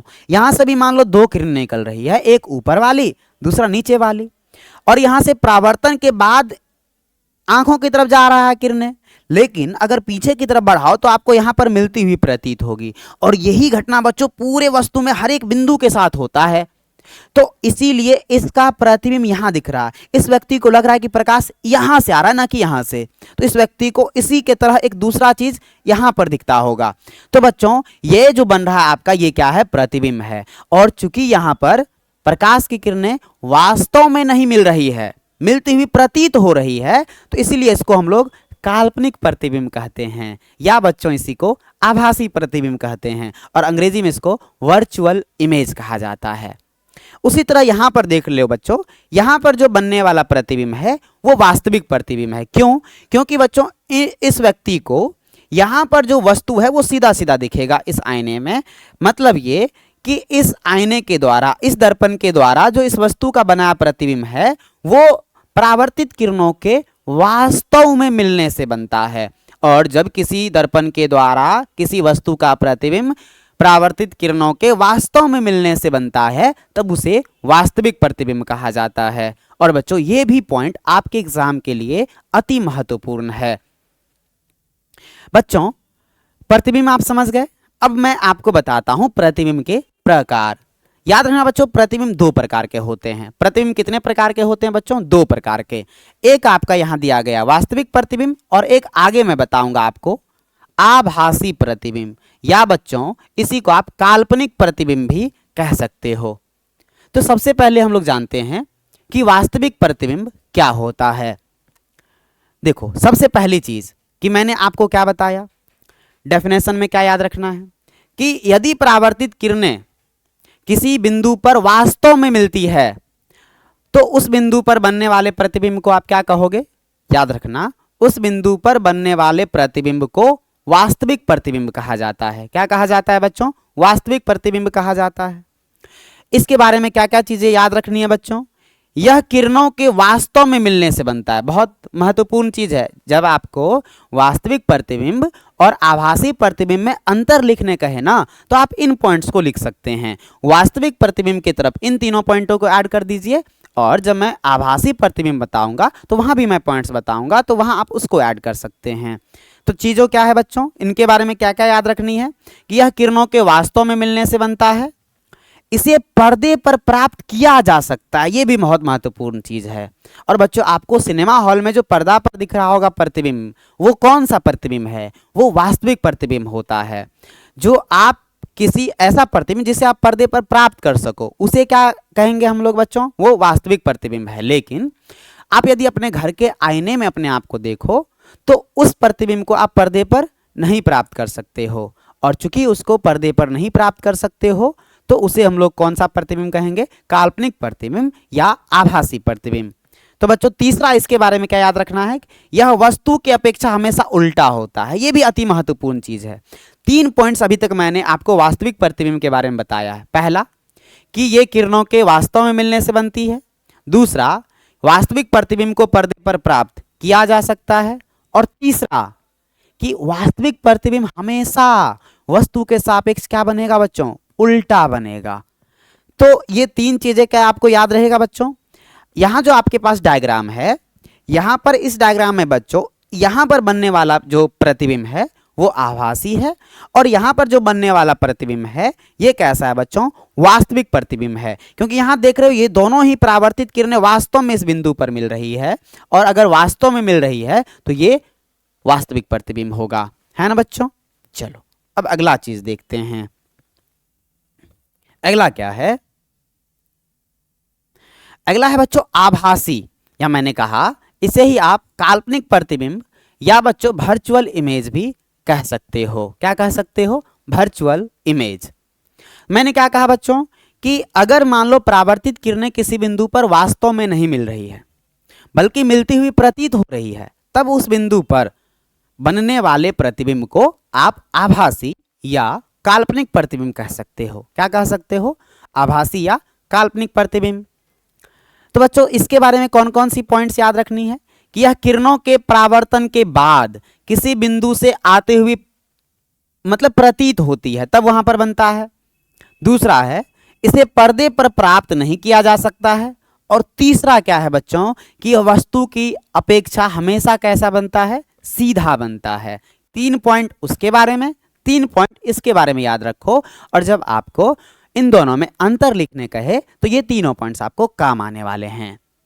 उनके बारे में क्या था कि वास्तविक प्रतिबिंब किरणों के वास्तव में मिलने से बनते हैं, लेकिन बच्चों ये जो आभासी प्रतिबिंब है ये किरणों के वास्तव में मिलने से नहीं बनते हैं, बल्कि किरणों के किसी बिंदु से आते हुए प्रतीत होने से बनता है। वास्तविक प्रतिबिंब में मैंने बच्चों बताया था कि वास्तविक प्रतिबिंब को पर्दे पर प्राप्त किया जा सकता है, लेकिन याद रखना आभासी प्रतिबिंब को पर्दे पर प्राप्त नहीं किया जा सकता है। बच्चों आपने और क्या पढ़ा था, वास्तविक प्रतिबिंब हमेशा वस्तु की अपेक्षा उल्टा बनता है, लेकिन बच्चों आभासी प्रतिबिंब में याद रखना कि यह वस्तु की अपेक्षा हमेशा सीधा बनता है। बच्चों अब यहां देख लो, यहां भी वही चीजें हैं जो मैंने पीछे आपको डिस्क्राइब किया है। यहां पर यह वस्तु है और इनसे बहुत सारी प्रकाश की किरणें निकल रही है और ये सभी इस ऑब्जर्वर के आंखों में जा रही है, लेकिन बच्चों इसको क्या लग रहा है कि ये सभी प्रकाश की किरणें यहां से नहीं बल्कि दर्पण के पीछे कहीं से आ रहा है, इसीलिए इस व्यक्ति को ये वस्तु यहां नहीं बल्कि दर्पण के पीछे दिखता है, और पीछे वास्तव में तो वस्तु है नहीं, यहाँ तो उसको कल्पना ही होगा। तो ये जो वस्तु है बच्चों इसी को क्या कहेंगे, ये जो यहाँ पर प्रतिबिंब दिख रहा है इसी प्रतिबिंब को हम लोग क्या कहेंगे, काल्पनिक या आभासी प्रतिबिंब कहेंगे। उम्मीद है बच्चों अभी तक मैंने आपको जितने भी टॉपिक्स बताया होगा वो आपको समझ में आया होगा। तो आपसे रिक्वेस्ट है कि यदि आपको ये सेशन समझ में आ रहा है, मज़ा आ रहा है, तो आप सेशन को शेयर जरूर करें, इस वीडियो को अपने दोस्तों को भी भेजें ताकि उनको भी आने वाले एग्जाम का लाभ मिल पाए, है ना बच्चों। चल आगे की तरफ बढ़ते हैं बिना ज़्यादा बात किए हुए। नेक्स्ट आपका टॉपिक क्या है, नेक्स्ट क्या है बच्चों आपका topic, mirror and its types, दर्पण और इसके प्रकार। जब बच्चों सबसे पहले देखो, दर्पण आप सभी जानते हैं, आपके घरों में आईना होगा उसी को दर्पण कहते हैं, या फिर आप ऐसे कह सकते हो कोई भी ऐसा चीज जिसका एक सतह बहुत ही ज्यादा चिकनी हो, जो प्रकाश के 99.9% पार्ट को टकरा के वापस भेज दे, या ऐसे कहो परावर्तित कर दे, तो उस वस्तु को आप लोग क्या कह सकते हो कि वो मिरर है, वो दर्पण है। तो बच्चों आइए हम लोग देखते हैं मिरर। दर्पण को अंग्रेजी में याद रखना क्या कहा जाता है, मिरर। आप आईना भी कह सकते हो हिंदी में दूसरा नाम, और उसके प्रकार एंड इट्स टाइप्स। याद रखना बच्चों, दर्पण हम लोग सबसे पहले पढ़ेंगे, दर्पण 2 प्रकार के होते हैं। दर्पण कितने प्रकार के होते हैं बच्चों, 2 प्रकार के। एक होता है समतल दर्पण, दूसरा होता है बच्चों गोलीय दर्पण। याद रखना, एक होता है कैसा, समतल दर्पण, दूसरा होता है गोलीय दर्पण। समतल दर्पण जो एकदम सीधा हो, गोलीय दर्पण जिसका जो परावर्तक सतह है ना वो कर्व हो। कैसा हो बच्चों, कर्व हो। तो जिसका परावर्तक सतह एकदम फ्लैट हो, सीधा हो, समतल दर्पण कहलाएगा। लेकिन जिसका परावर्तक सतह गोलीय हो, कर्व्ड हो, उसे क्या कहेंगे, गोलीय दर्पण कहेंगे। और आगे मैं आपको बताऊंगा कि गोलीय दर्पण भी 2 प्रकार के होते हैं। एक बच्चों उत्तल दर्पण और दूसरा अवतल दर्पण। उत्तल दर्पण को अंग्रेजी में कॉन्वेक्स मिरर और अवतल दर्पण को अंग्रेजी में कॉनकैव मिरर कहा जाता है ना बच्चों। चलो सबसे पहले हम लोग समतल दर्पण के बारे में पढ़ते हैं, प्लेन मिरर क्या होता है। बच्चों प्रतिबिंब का बनना और विशेषताएं, सब समतल दर्पण के बारे में आपने समझ लिया। समतल दर्पण क्या है कि समतल दर्पण वैसा दर्पण जिसका परावर्तक सतह फ्लैट हो, जिसका परावर्तक सतह क्या हो बच्चों, फ्लैट हो, प्लेन हो, है ना। अब इसके बारे इसमें देखेंगे कि प्रतिबिंब इसमें कैसे बनती है और समतल दर्पण में जो बने प्रतिबिंब है उसकी विशेषताएं क्या है। ये अक्सर आपको एग्जाम में लिखने के लिए कहता है कि समतल दर्पण में जो बनी प्रतिबिंब है उनकी विशेषताओं को लिखें, तो आपको पता होनी चाहिए, है ना। तो देखते हैं, यहां पर देखो, अगर आप इसमें देख रहे हो इस डायग्राम में, तो बच्चों यहां पर आपको जो दिख रहा है, यहां पर आपको ये दर्पण दिख रहा होगा। ये कौन सी दर्पण है बच्चों, यही आपका समतल दर्पण, या आप कह सकते हो ये प्लेन मिरर है ना।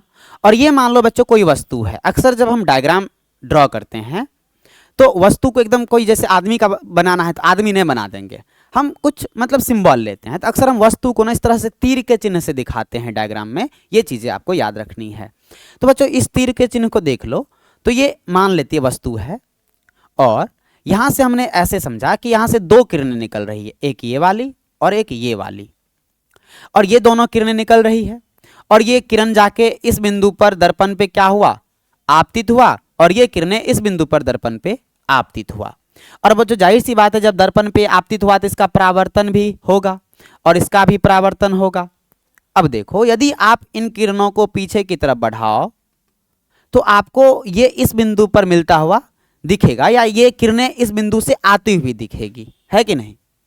तो अभी अभी आपने कहा कि जिस बिंदु पर किरणें वास्तव में मिलती है, किसी बिंदु से आती हुई प्रतीत होती है, वही बिंदु वस्तु का प्रतिबिंब कहलाता है।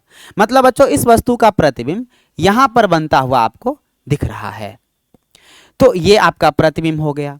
लेकिन हम लोग यहां पढ़ने वाले हैं कि इनकी विशेषताएं क्या क्या है ना। यहां पर देखो बच्चों, ये टोटल उस डायग्राम के बारे में समझाया है कि ओ, ये जो वस्तु है, वस्तु को क्या मान लिया, ओ मान लिया, सॉरी गलत, ये पॉइंट लिखा गया है, क्या लिखा गया, प्रतिबिंब हमेशा दर्पण के पीछे बनता है। चलो इनकी विशेषताएं देखते हैं। समतल दर्पण में जो प्रतिबिंब बनता है उसकी क्या क्या विशेषताएं, पहले आप डायग्राम में समझो, फिर मैं आपको पढ़ के बता दूंगा। पहली विशेषता देखो कि आप प्रतिबिंब देखो दर्पण के एक तरफ है, सॉरी वस्तु दर्पण के एक तरफ है, और इसके द्वारा जो बना प्रतिबिंब है ये दर्पण के दूसरे तरफ है। आप ऐसा भी कह सकते हो कि समतल दर्पण में प्रतिबिंब हमेशा दर्पण के पीछे बनता है, या दूसरे तरफ, वस्तु के दूसरे तरफ बनता है ना बच्चों। दूसरा, आप एक बात देखना कि वस्तु का जितना दूरी दर्पण से है उतना ही दूरी प्रतिबिंब का भी दर्पण से होता है। मतलब बच्चों, वस्तु की दूरी और प्रतिबिंब की दूरी दोनों ही बराबर होती है, किसमें, तो समतल दर्पण द्वारा बने प्रतिबिंब में वस्तु की दूरी और प्रतिबिंब की दूरी क्या होती है बच्चों, बराबर होती है।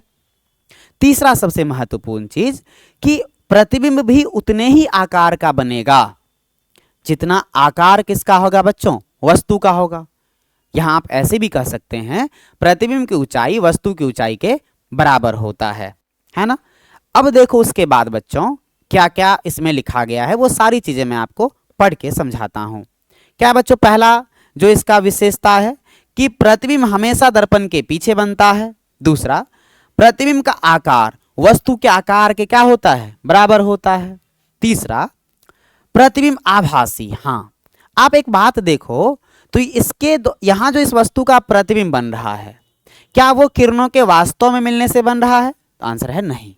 यहां इस बिंदु पर किरण, इस बिंदु से किरणें आते हुए प्रतीत हो रही है, तो यहां जो बच्चों प्रतिबिंब बनेगा वो कौन सा प्रतिबिंब कहलाएगा, वो कहलाएगा आभासी प्रतिबिंब, वर्चुअल इमेज। तो आपको यह भी याद रखना है कि समतल दर्पण में हमेशा कैसा प्रतिबिंब बनता है बच्चों, आभासी। और आप जानते हैं कि अगर आभासी होगा तो ये प्रतिबिंब सीधा भी होगा। देख लो, वस्तु जो है ये इस लाइन से ऊपर की तरफ है, और बच्चों प्रतिबिंब भी इस लाइन से ऊपर की तरफ है, तो जाहिर सी बात है प्रतिबिंब कैसा है, सीधा है।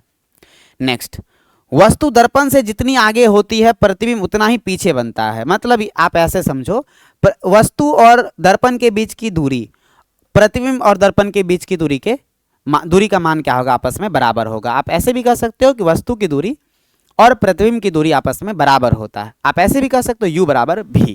ठीक है बच्चों। नेक्स्ट क्या है, यहां पर लिखा हुआ है बच्चों वस्तु दूरी बराबर कौन सी दूरी, प्रतिबिंब की दूरी। ठीक है, चलो बच्चों, उम्मीद है कि इतना ये टॉपिक आपको समझ में आया होगा। ये दर्पण में बच्चों सबसे पहले हमने समतल दर्पण को समझा, उसके बाद समतल दर्पण के द्वारा जो प्रतिबिंब है उसको हमने समझा कैसे बनता है, और फिर हम लोगों ने ये भी समझा कि समतल दर्पण के द्वारा प्रतिबिंब की विशेषताएं क्या क्या है। कौन कौन सी विशेषताएं यहाँ लिखा गया, आप इसका चाहें तो स्क्रीनशॉट कर सकते हैं, है ना बच्चों। चलो नेक्स्ट हमारा अब क्या है, अब समतल दर्पण में एक टॉपिक आता है जो एग्जाम के पॉइंट ऑफ व्यू से अति महत्वपूर्ण टॉपिक है बच्चों, पार्श्व परिवर्तन, लेटरल इन्वर्जन। ये क्या होता है बच्चों, अगर देखो आप अपने आप को आईना में देखो, अपना एकदम कुछ खाओ तब आईने के सामने जाकर खड़े हो जाओ, या आप कोई कंघी लो और बाल को कंघा करो, आप क्या पाओगे, यदि आप दाएं हाथ से कंघा कर रहे हैं तो आप अपने आप को जब आईने में देखोगे ना तो आपको ऐसा लगेगा कि एकदम आप बाएं हाथ से कर रहे हो। मतलब ये आप जो काम यहाँ दाएं साइड से करोगे वो चीज आपको वहां एकदम उल्टा दिखलाई पड़ेगा। मतलब आपको बायां साइड लेफ्ट दिखलाई पड़ेगा, दायां दिखलाई पड़ेगा, और दायां साइड आपको बायां दिखलाई पड़ेगा। तो ये जो परिवर्तन होना है कि किसी प्रतिबिंब में दाएं भाग का बायां दिखना और बाएं भाग का दायां दिखना, इसी घटना को पार्श्व परिवर्तन कहा जाता है। क्या कहा जाता है बच्चों? पार्श्व परिवर्तन या लेटरल इन्वर्जन। क्या कहा जाता है बच्चों? Lateral inversion. चलो अब हम लोग देखते हैं कि प्रतिबिंब में वस्तु का दाहिना, क्या है बच्चों? प्रतिबिंब में वस्तु का दाहिना भाग बायां और बायां भाग कहां दिखता है? जब दाहिना दिखाई पड़ता है तो इसी घटना को, तो बच्चों इसी घटना को हम लोग क्या कहते हैं? इसी घटना को पार्श्व परिवर्तन कहा जाता है। इसी घटना को पार्श्व परिवर्तन कहा जाता है। क्या ये बातें याद रहेगी? क्या कि जो प्रतिबिंब होता है उसमें वस्तु का दाहिना भाग बायां और बायां भाग दाहिना दिखलाई पड़ता है, तो इसी घटना को हम लोग क्या कहते हैं? पार्श्व परिवर्तन कहते हैं। तो ये याद रखना कि जो आपका समतल दर्पण में है, उसकी एक विशेषताओं में ये भी लिख लेना कि समतल दर्पण में बने प्रतिबिंब में पार्श्व परिवर्तन की घटना होती है। और अगर आपको अलग से पूछा जाए कि पार्श्व परिवर्तन क्या होता है, तो आप ये कह सकते हो क्या कि जो बायां भाग है उसका दायां दिखना और दायां भाग का बायां दिखना। यहां देख रहे हो बच्चों, ये एकदम राइट हैंड खड़ा किया तो उसको अपने प्रतिबिंब लग रहा है ऐसा कि वो बायां हाथ खड़ा किया है ना बच्चों? आप ऐसे भी देखते होंगे, जैसे ये मान लेते हैं मिरर है, और अगर आप बी ऐसे एक लेटर बनाते हो तो इसका पार्श्व पर इसका अगर प्रतिबिंब बनेगा तो ये आपको ऐसा दिखेगा।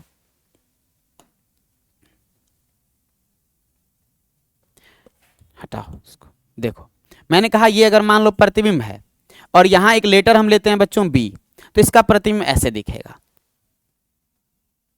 इस तरह से। तो ये जो घटना है बच्चों, इसी को हम लोग क्या कहेंगे? पार्श्व परिवर्तन कहेंगे। जैसे एक और एग्जांपल लेते हैं, अगर आप जेड ऐसे बनाते हो तो आपको इसके प्रतिबिंब में जेड ऐसे दिखलाई पड़ेगा। ये कौन सी घटना है बच्चों? ये पार्श्व परिवर्तन की घटना है। समझ गए? चलो अब अगला देखते हैं। इसी में है बच्चों अगला क्या? अगला जो है इसमें वो है आपका गोलीय दर्पण, या इसी को स्फेरिकल मिरर भी आप कह सकते हो। गोलीय दर्पण और इसी को आप क्या कह सकते हो? ये स्फेरिकल मिरर है। तो बच्चों क्या है इसके बारे में हम लोग समझते हैं। मैंने आपको पहले बता दिया कि दो टाइप के मिरर होते हैं, एक समतल दर्पण और दूसरा गोलीय दर्पण। समतल दर्पण उसे कहेंगे जिसका परावर्तक सतह फ्लैट हो, है ना, एकदम से। लेकिन गोलीय दर्पण उसको कहेंगे जिसका परावर्तक सतह कर्व हो, थोड़ा सा मतलब मुड़ा हुआ हो, उसको हम लोग क्या कहेंगे? गोलीय दर्पण कहेंगे। तो बच्चों यह उस दर्पण को कहते हैं जिसकी परावर्तक सतह किसी खोखले गोले का एक भाग होती है। यह दो प्रकार का होता है, ये भी बातें करेंगे। लेकिन अगर आप कहो बच्चों कि मैंने कहा कि ऐसा दर्पण जिसका परावर्तक सतह इस तरह से हो, देख रहे हो मेरे हाथ को ध्यान से देखो तो यहाँ थोड़ा कर्व लग रहा है, तो ये कौन सा दर्पण कहलाएगा? ये गोलीय दर्पण कहलाएगा। लेकिन अगर आप बच्चों इसको कंप्लीट करो, इसको आगे की तरफ बढ़ाते जाओ, इसको भी आगे की तरफ बढ़ाते जाओ, तो यहाँ पर आपको एक गोला प्राप्त होगा। मतलब ये कि गोलीय दर्पण किसी न किसी एक गोला का भाग होता है ना? तो यहां पर क्या लिखा गया है कि यह उस दर्पण को कहते हैं जिसकी परावर्तक सतह किसी खोखले गोले का भाग होता है। ऐसा माना गया है कि मान लो कि कोई खोखला गोला है, उसको अगर तोड़ेंगे तो वहां से जो टुकड़ा प्राप्त होगा उस टुकड़े को आप कौन सा दर्पण कहोगे? वो गोलीय दर्पण होगा।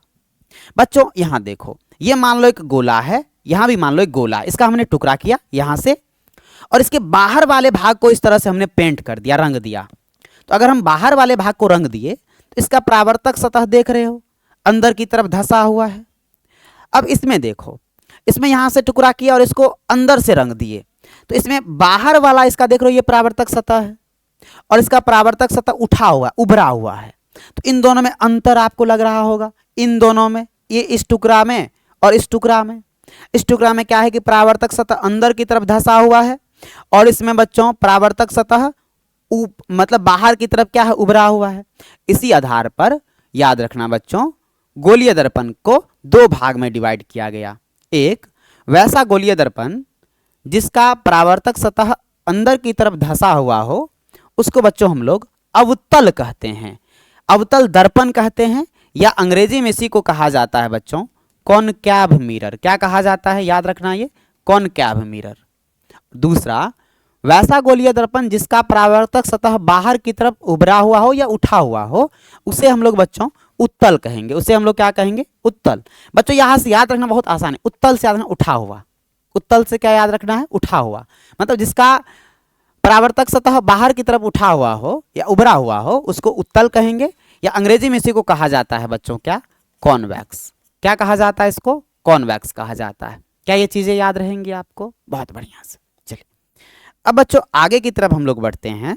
जो आपका नेक्स्ट टॉपिक है वो क्या है, नेक्स्ट टॉपिक क्या है बच्चों, अवतल दर्पण। वही जो चीज मैंने बताया कि इसकी परावर्तक सतह अंदर केंद्र की ओर क्या होती है, धसी हुई होती है। इसमें देख लो दबा हुआ तल अवतल कहलाएगा। और उत्तल में क्या है बच्चों, इसकी परावर्तक सतह बाहर की ओर उभरी होती है। इसमें देख लो तो इसकी जो परावर्तक सतह है ये बच्चों बाहर की तरफ उभरी हुई है, तो इसको हम लोग क्या कह देंगे, उत्तल है। ये उत्तल है और ये कौन सी है बच्चों, ये अवतल है। आप लोग चाहे तो इसका स्क्रीनशॉट ले सकते हैं, है ना। चलो आगे बढ़ते हैं। नेक्स्ट क्या है आपका, नेक्स्ट है आपका गोलीय दर्पण से संबंधित महत्वपूर्ण पद।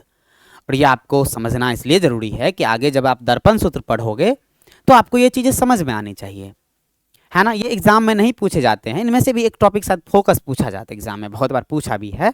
तो चलो समझते हैं बच्चों। सबसे पहले ध्रुव क्या होता है, ध्रुव या इसी को हम लोग क्या कहे, पोल कहे। बच्चों ये मान लो एक कोई गोला है और गोला में इस वाले भाग को हमने उत्तल दर्पण बनाया और इस वाले भाग को हमने कौन क्या क्या बनाया बच्चों, अवतल दर्पण बनाया। क्योंकि इसमें देखो तो परावर्तक सतह बाहर की तरफ उठा हुआ है और इसमें यदि आप देखो तो परावर्तक सतह अंदर की तरफ धंसा हुआ है ना।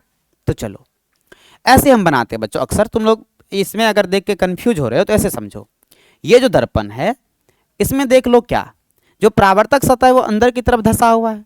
लेकिन बच्चों अगर इसमें देखो तो परावर्तक सतह आपको बाहर की तरफ उठा हुआ प्रतीत होगा, तो ये अवतल कहलाएगा।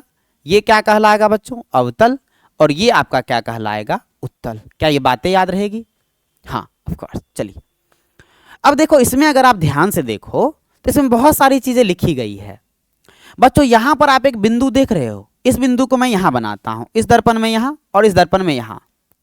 ये बिंदु बच्चों इस दर्पण का एकदम मध्य बिंदु है, ये ज्यामितीय मध्य बिंदु है। मतलब इसको ये बिंदु ना पूरे इस दर्पण को दो बराबर भाग में क्या कर रहा है, बांट रहा है, दो बराबर ज्यामितीय भाग में बांट रहा है।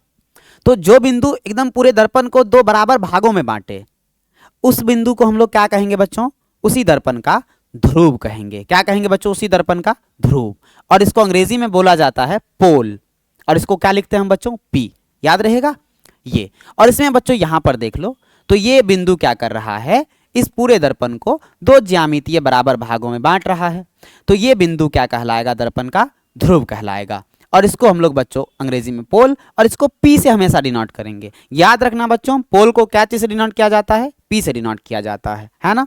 अब देखो तो आपने अभी अभी पढ़ा कि गोलीय दर्पण किसी न किसी गोला का भाग होता है, और अगर वो किसी न किसी खोखले गोले का भाग है तो गोला का अपना एक केंद्र होता है। तो जो गोला का केंद्र है ना वो उस गोलीय दर्पण का वक्रता केंद्र कहलाता है। क्या कहलाता है बच्चों, वक्रता केंद्र। अगर इस बिंदु को आप देखो तो ये इस गोला का क्या है, केंद्र है। और यही केंद्र गोलीय दर्पण का वक्रता केंद्र कहलाएगा। तो बच्चों इसी को हम लोग क्या लिखते हैं, वक्रता केंद्र को सी लिखते हैं। ये इसका भी केंद्र है और ये इसका भी केंद्र है ना बच्चों। ये वक्रता केंद्र हो गया। ये कलई का मतलब है कि इधर से ये पेंट किया हुआ है और ये इधर से पेंट किया हुआ है। और बच्चों आप ये भी जानते हैं कि चूंकि गोलीय दर्पण किसी न किसी गोला का भाग होता है, और यदि वो किसी न किसी गोला का भाग है तो उसकी कोई न कोई त्रिज्या भी होगी। तो उस गोला की त्रिज्या को हम लोग इस दर्पण की वक्रता त्रिज्या कहते हैं। ये देखो अगर ये गोला की त्रिज्या है तो इन दोनों दर्पणों की कौन सी त्रिज्या कहलाएगी, वक्रता त्रिज्या कहलाएगी।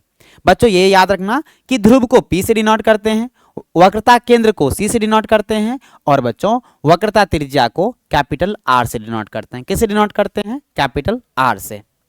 और बच्चों वक्रता त्रिज्या की दूसरी परिभाषा आप ये भी बोल सकते हो कि वक्रता केंद्र और ध्रुव के बीच की दूरी, मतलब ये जो दूरी है और ये जो दूरी है, इस दूरी को आप लोग क्या कह सकते हो बच्चों, वक्रता त्रिज्या कह सकते हो, है ना बच्चों। चलो आगे की तरफ बढ़े हम लोग, यहां देखते हैं क्या लिखा गया है। ध्रुव के बारे में क्या है कि गोलीय दर्पण के मध्य बिंदु को क्या कहते हैं, ध्रुव कहते हैं। अभी अभी मैंने बताया। दूसरा है वक्रता केंद्र, सेंटर ऑफ कर्वेचर, जिसको सी से डिनोट करते हैं। गोलीय दर्पण जिस खोखले गोले का भाग होता है उसके केंद्र को क्या कहते हैं, वक्रता केंद्र कहते हैं। अभी अभी मैंने बताया। वक्रता त्रिज्या क्या है, गोलीय दर्पण जिस गोले का भाग होता है उसकी त्रिज्या को ही क्या कहा जाता है, वक्रता त्रिज्या कहा जाता है ना बच्चों। चलो आगे की तरफ हम लोग बढ़ते हैं। नेक्स्ट जो आपका है वो क्या है? नेक्स्ट आपका है बच्चों मुख्य अक्ष। नेक्स्ट क्या है आपका? मुख्य अक्ष। ये भी चीजें समझने के लिए है।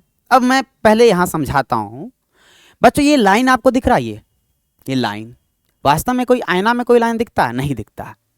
तो अभी जिन भी चीजों का मैं बात करूंगा वो काल्पनिक होगा। वो कैसा होगा? काल्पनिक होगा, क्योंकि लाइन तो कोई आईना में थोड़ी नहीं दिखता है।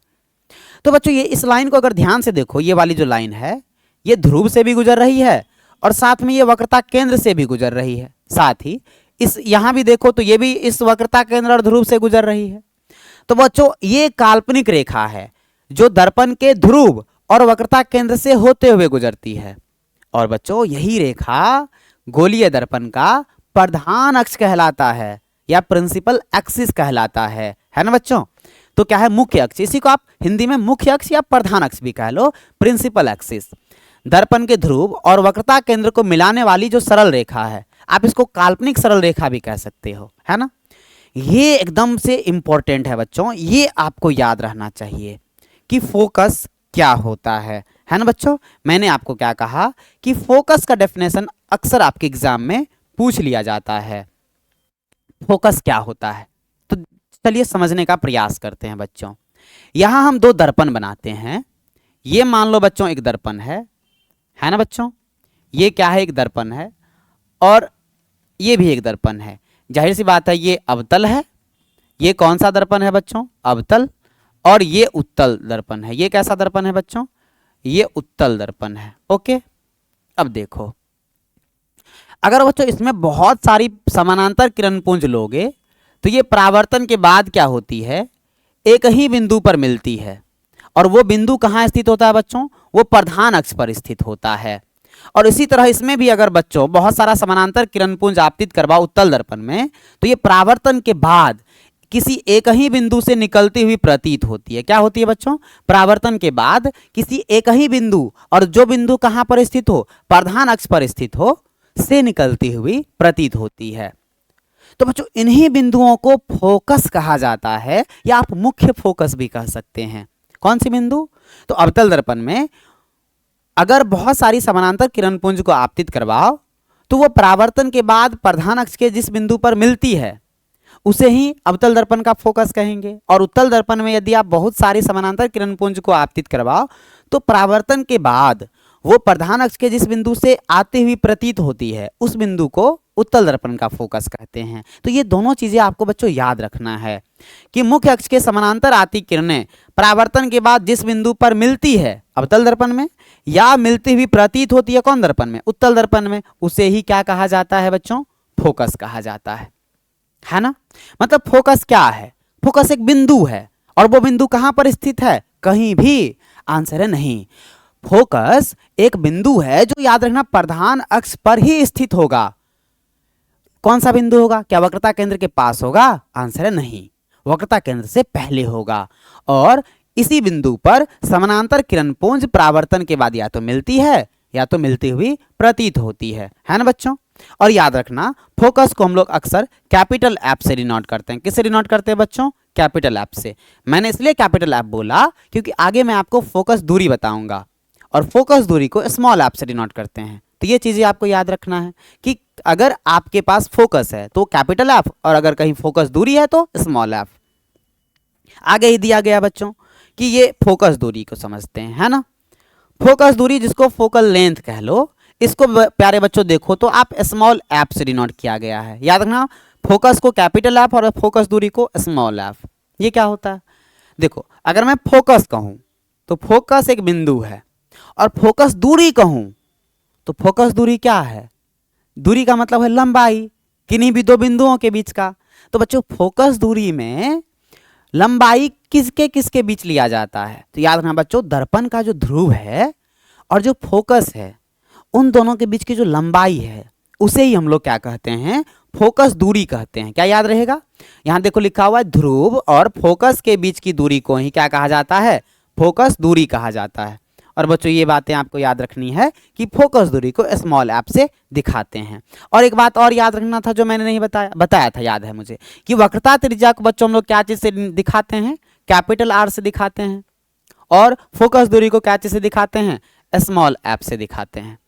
और बच्चों फोकस दूरी और वक्रता त्रिज्या में एक संबंध है।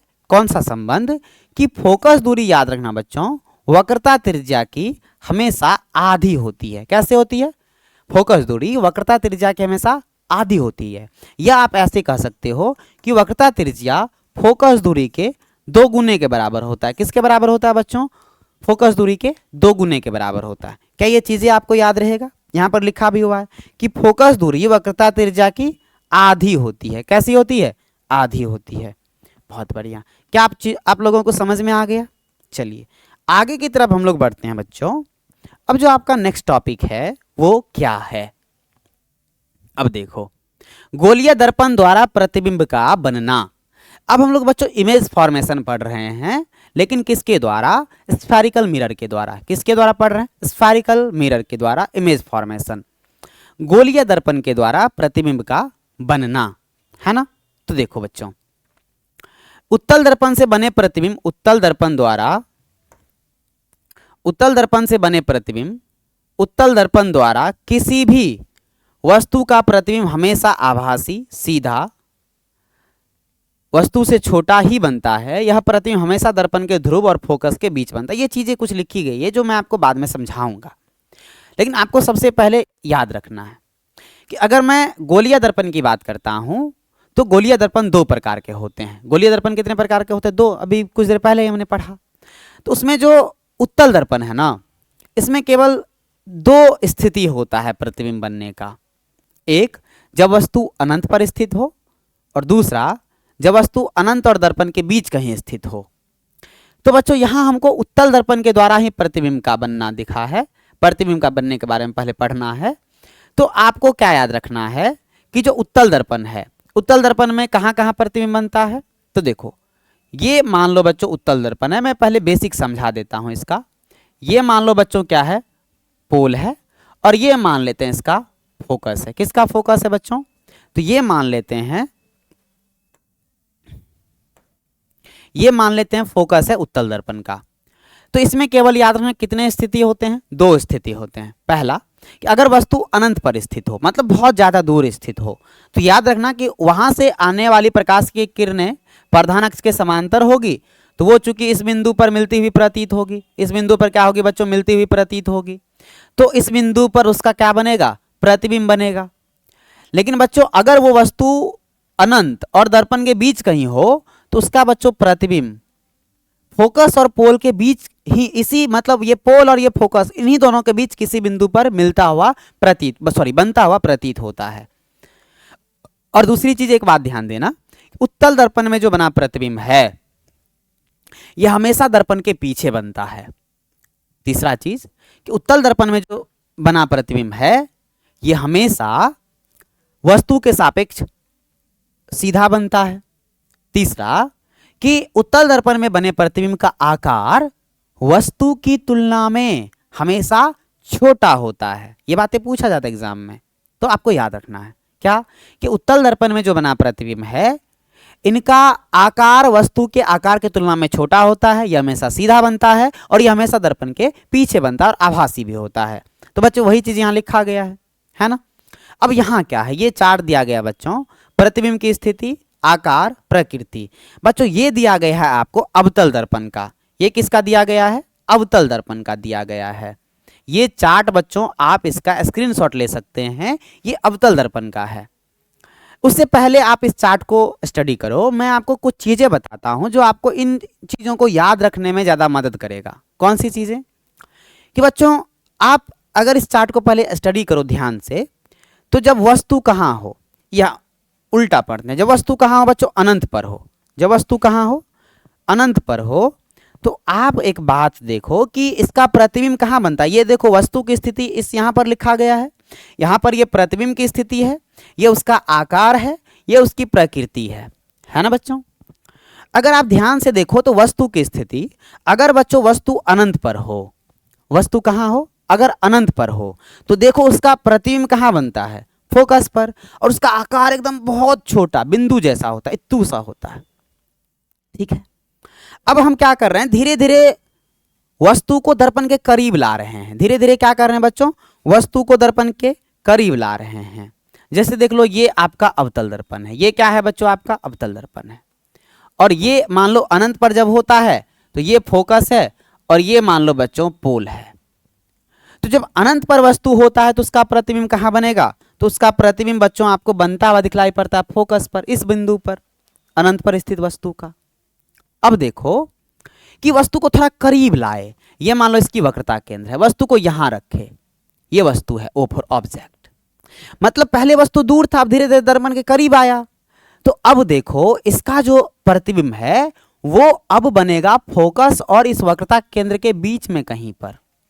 आप इस बात को नोटिस करो कि जब वस्तु अनंत पे था तो प्रतिबिंब इसका फोकस पर बना, मतलब दर्पण से थोड़ा करीब बना, लेकिन जैसे ही वस्तु को थोड़ा और करीब लाए दर्पण के तो प्रतिबिंब अब दर्पण से दूर भाग रहा है। ये इंपॉर्टेंट है, ये याद रखना। मतलब ये कि जब वस्तु C से परे, मतलब C और अनंत के बीच हो, तब उसका प्रतिबिंब देखो फोकस और वक्रता केंद्र के बीच बन रहा है। तब कहां बन रहा है बच्चों उसका प्रतिबिंब, फोकस और वक्रता केंद्र के बीच, F और C के बीच, F और C के बीच। और प्रतिबिंब का आकार पहले याद रखना, प्रतिबिंब का आकार पहले कैसा था बच्चों, बिंदु आकार का, लेकिन अब इससे थोड़ा प्रतिबिंब का आकार क्या होगा, बड़ा होगा, है ना। तो प्रतिबिंब का आकार पहले बिंदु जैसा था, अब इससे थोड़ा बड़ा होगा, लेकिन अभी भी वस्तु की तुलना में क्या होगा, छोटा ही होगा। तो आपको दो चीजें याद रखनी है कि यदि हम वस्तु को धीरे धीरे दर्पण के करीब लेकर जाते हैं तो प्रतिबिंब धीरे धीरे करके दर्पण से दूर भागता है और प्रतिबिंब का आकार धीरे धीरे करके बड़ा होता है ना। अब देखो हम और करीब लेके जाते हैं दर्पण वस्तु को। अगर बच्चों आप वस्तु को वक्रता केंद्र पर रखो तो ये प्रतिबिंब दर्पण से और दूर भागेगा, और दूर का मतलब क्या, वही बिंदु है वक्रता केंद्र।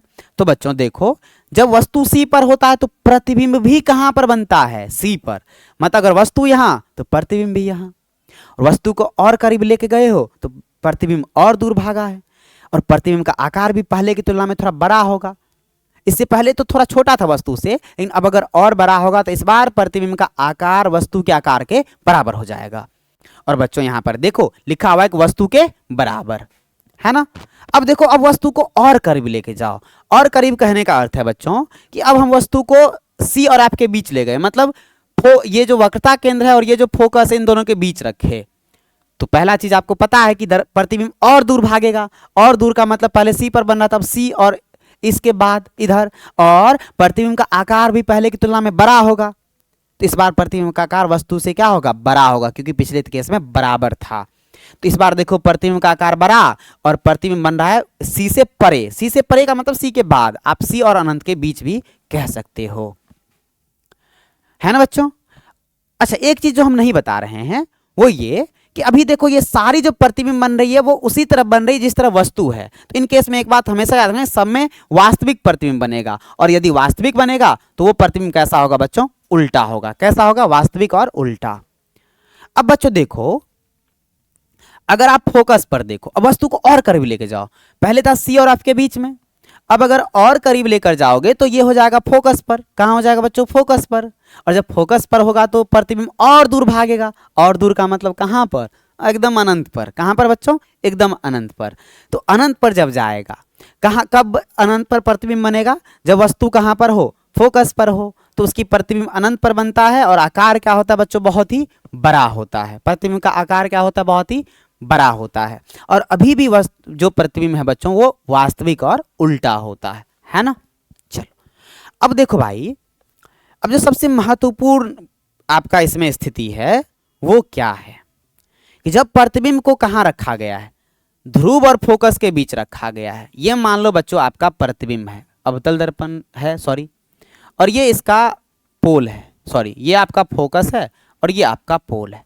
और यदि आप वस्तु को यहां रखते हो तो एकमात्र यही स्थिति है, एकमात्र ये केस है जिसमें अवतल दर्पण के द्वारा बना प्रतिबिंब वास्तविक ना होकर आभासी होता है, क्योंकि इसमें किरणें वास्तव में नहीं मिलती है, यहाँ किसी बिंदु से आती हुई दिखती है।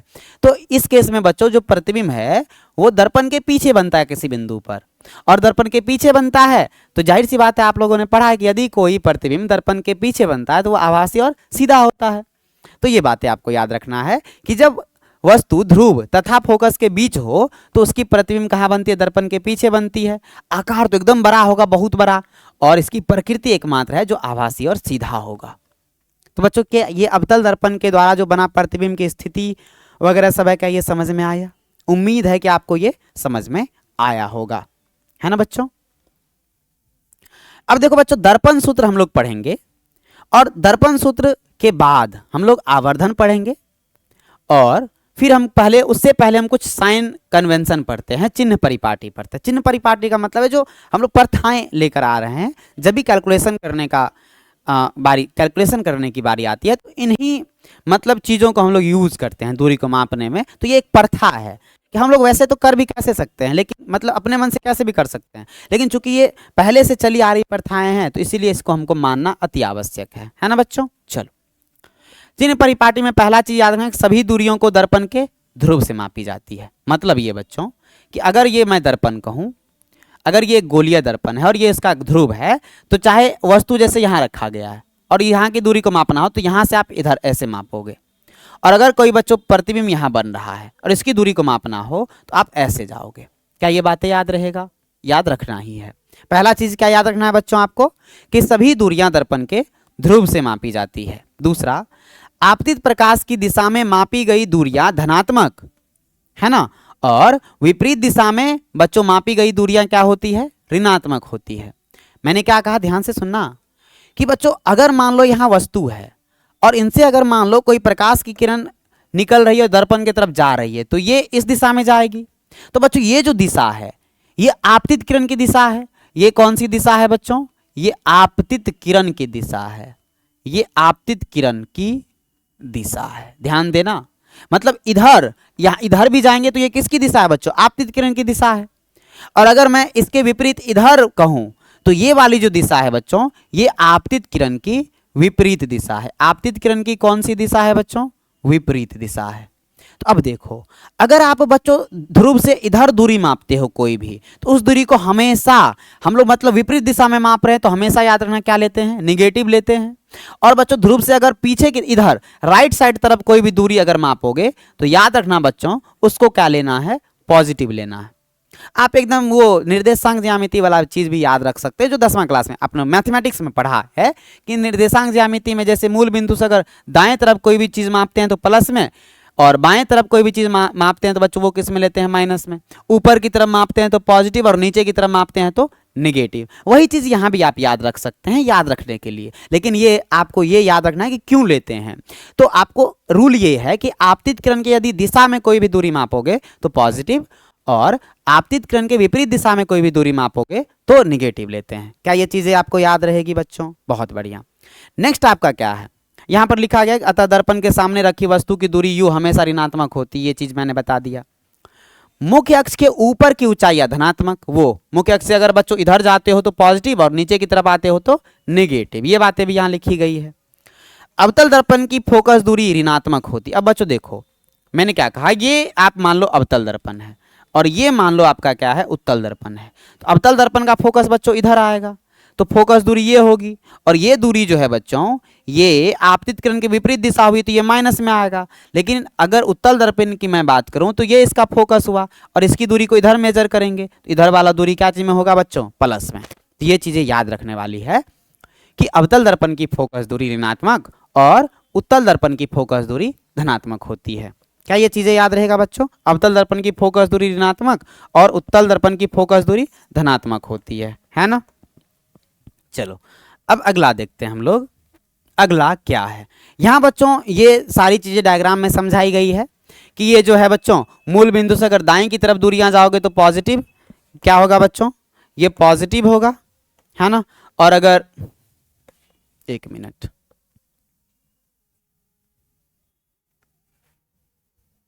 एक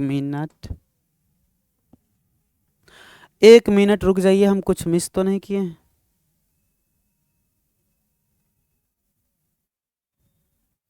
ठीक है,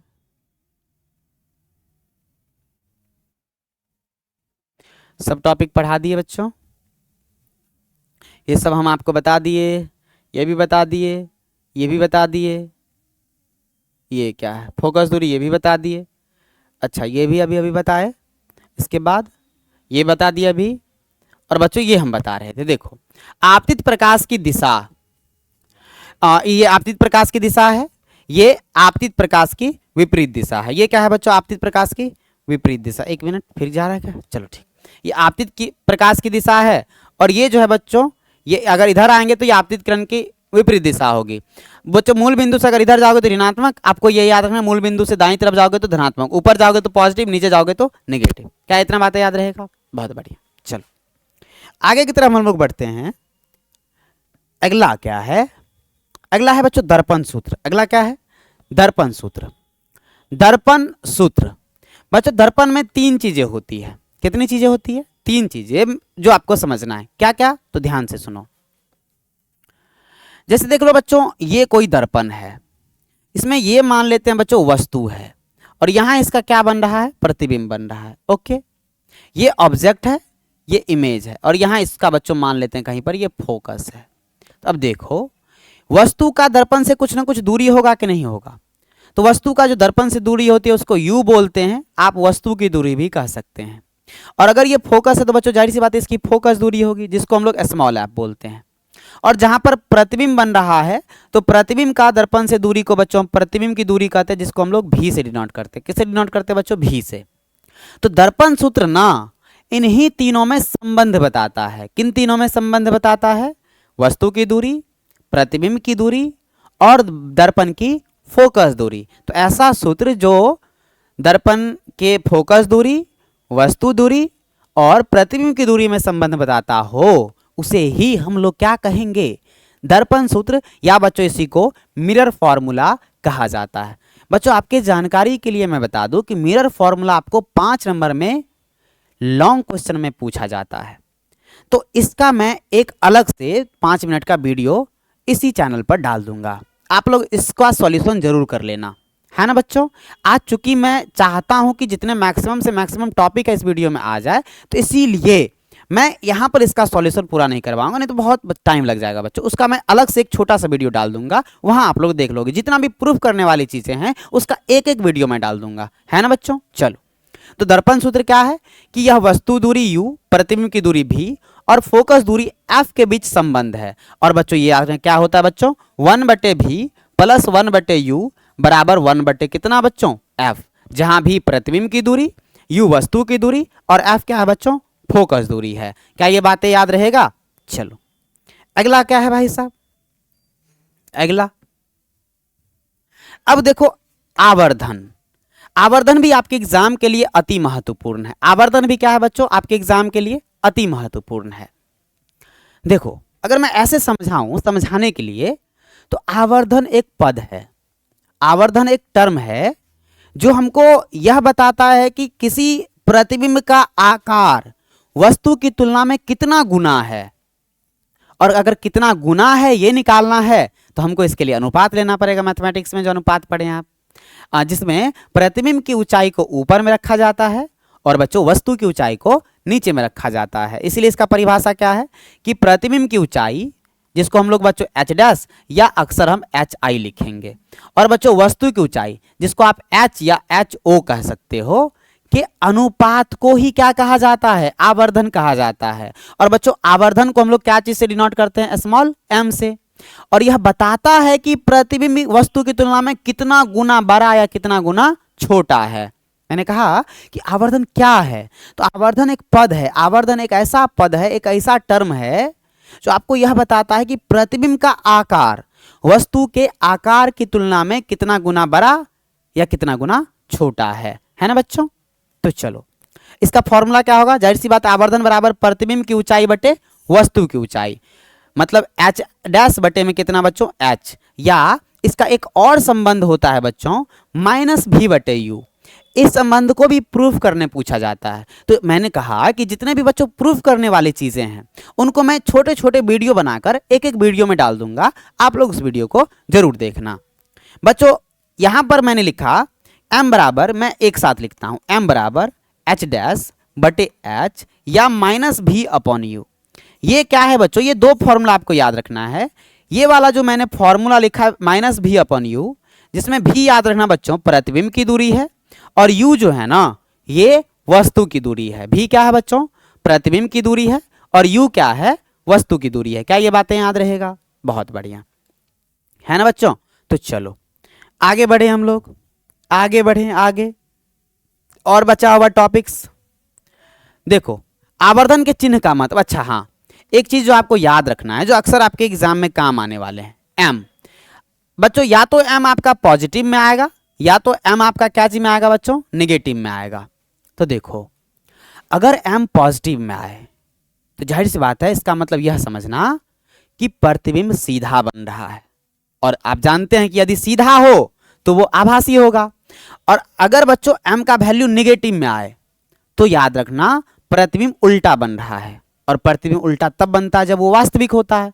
तो यहां से क्या सीखने को मिला कि m अगर ऋणात्मक हो तो प्रतिबिंब वास्तविक और कैसा होता है, उल्टा, और अगर m धनात्मक हो तो प्रतिबिंब आभासी होगा, और कैसा होगा बच्चों, सीधा होगा। ये बातें याद रखनी है आपको।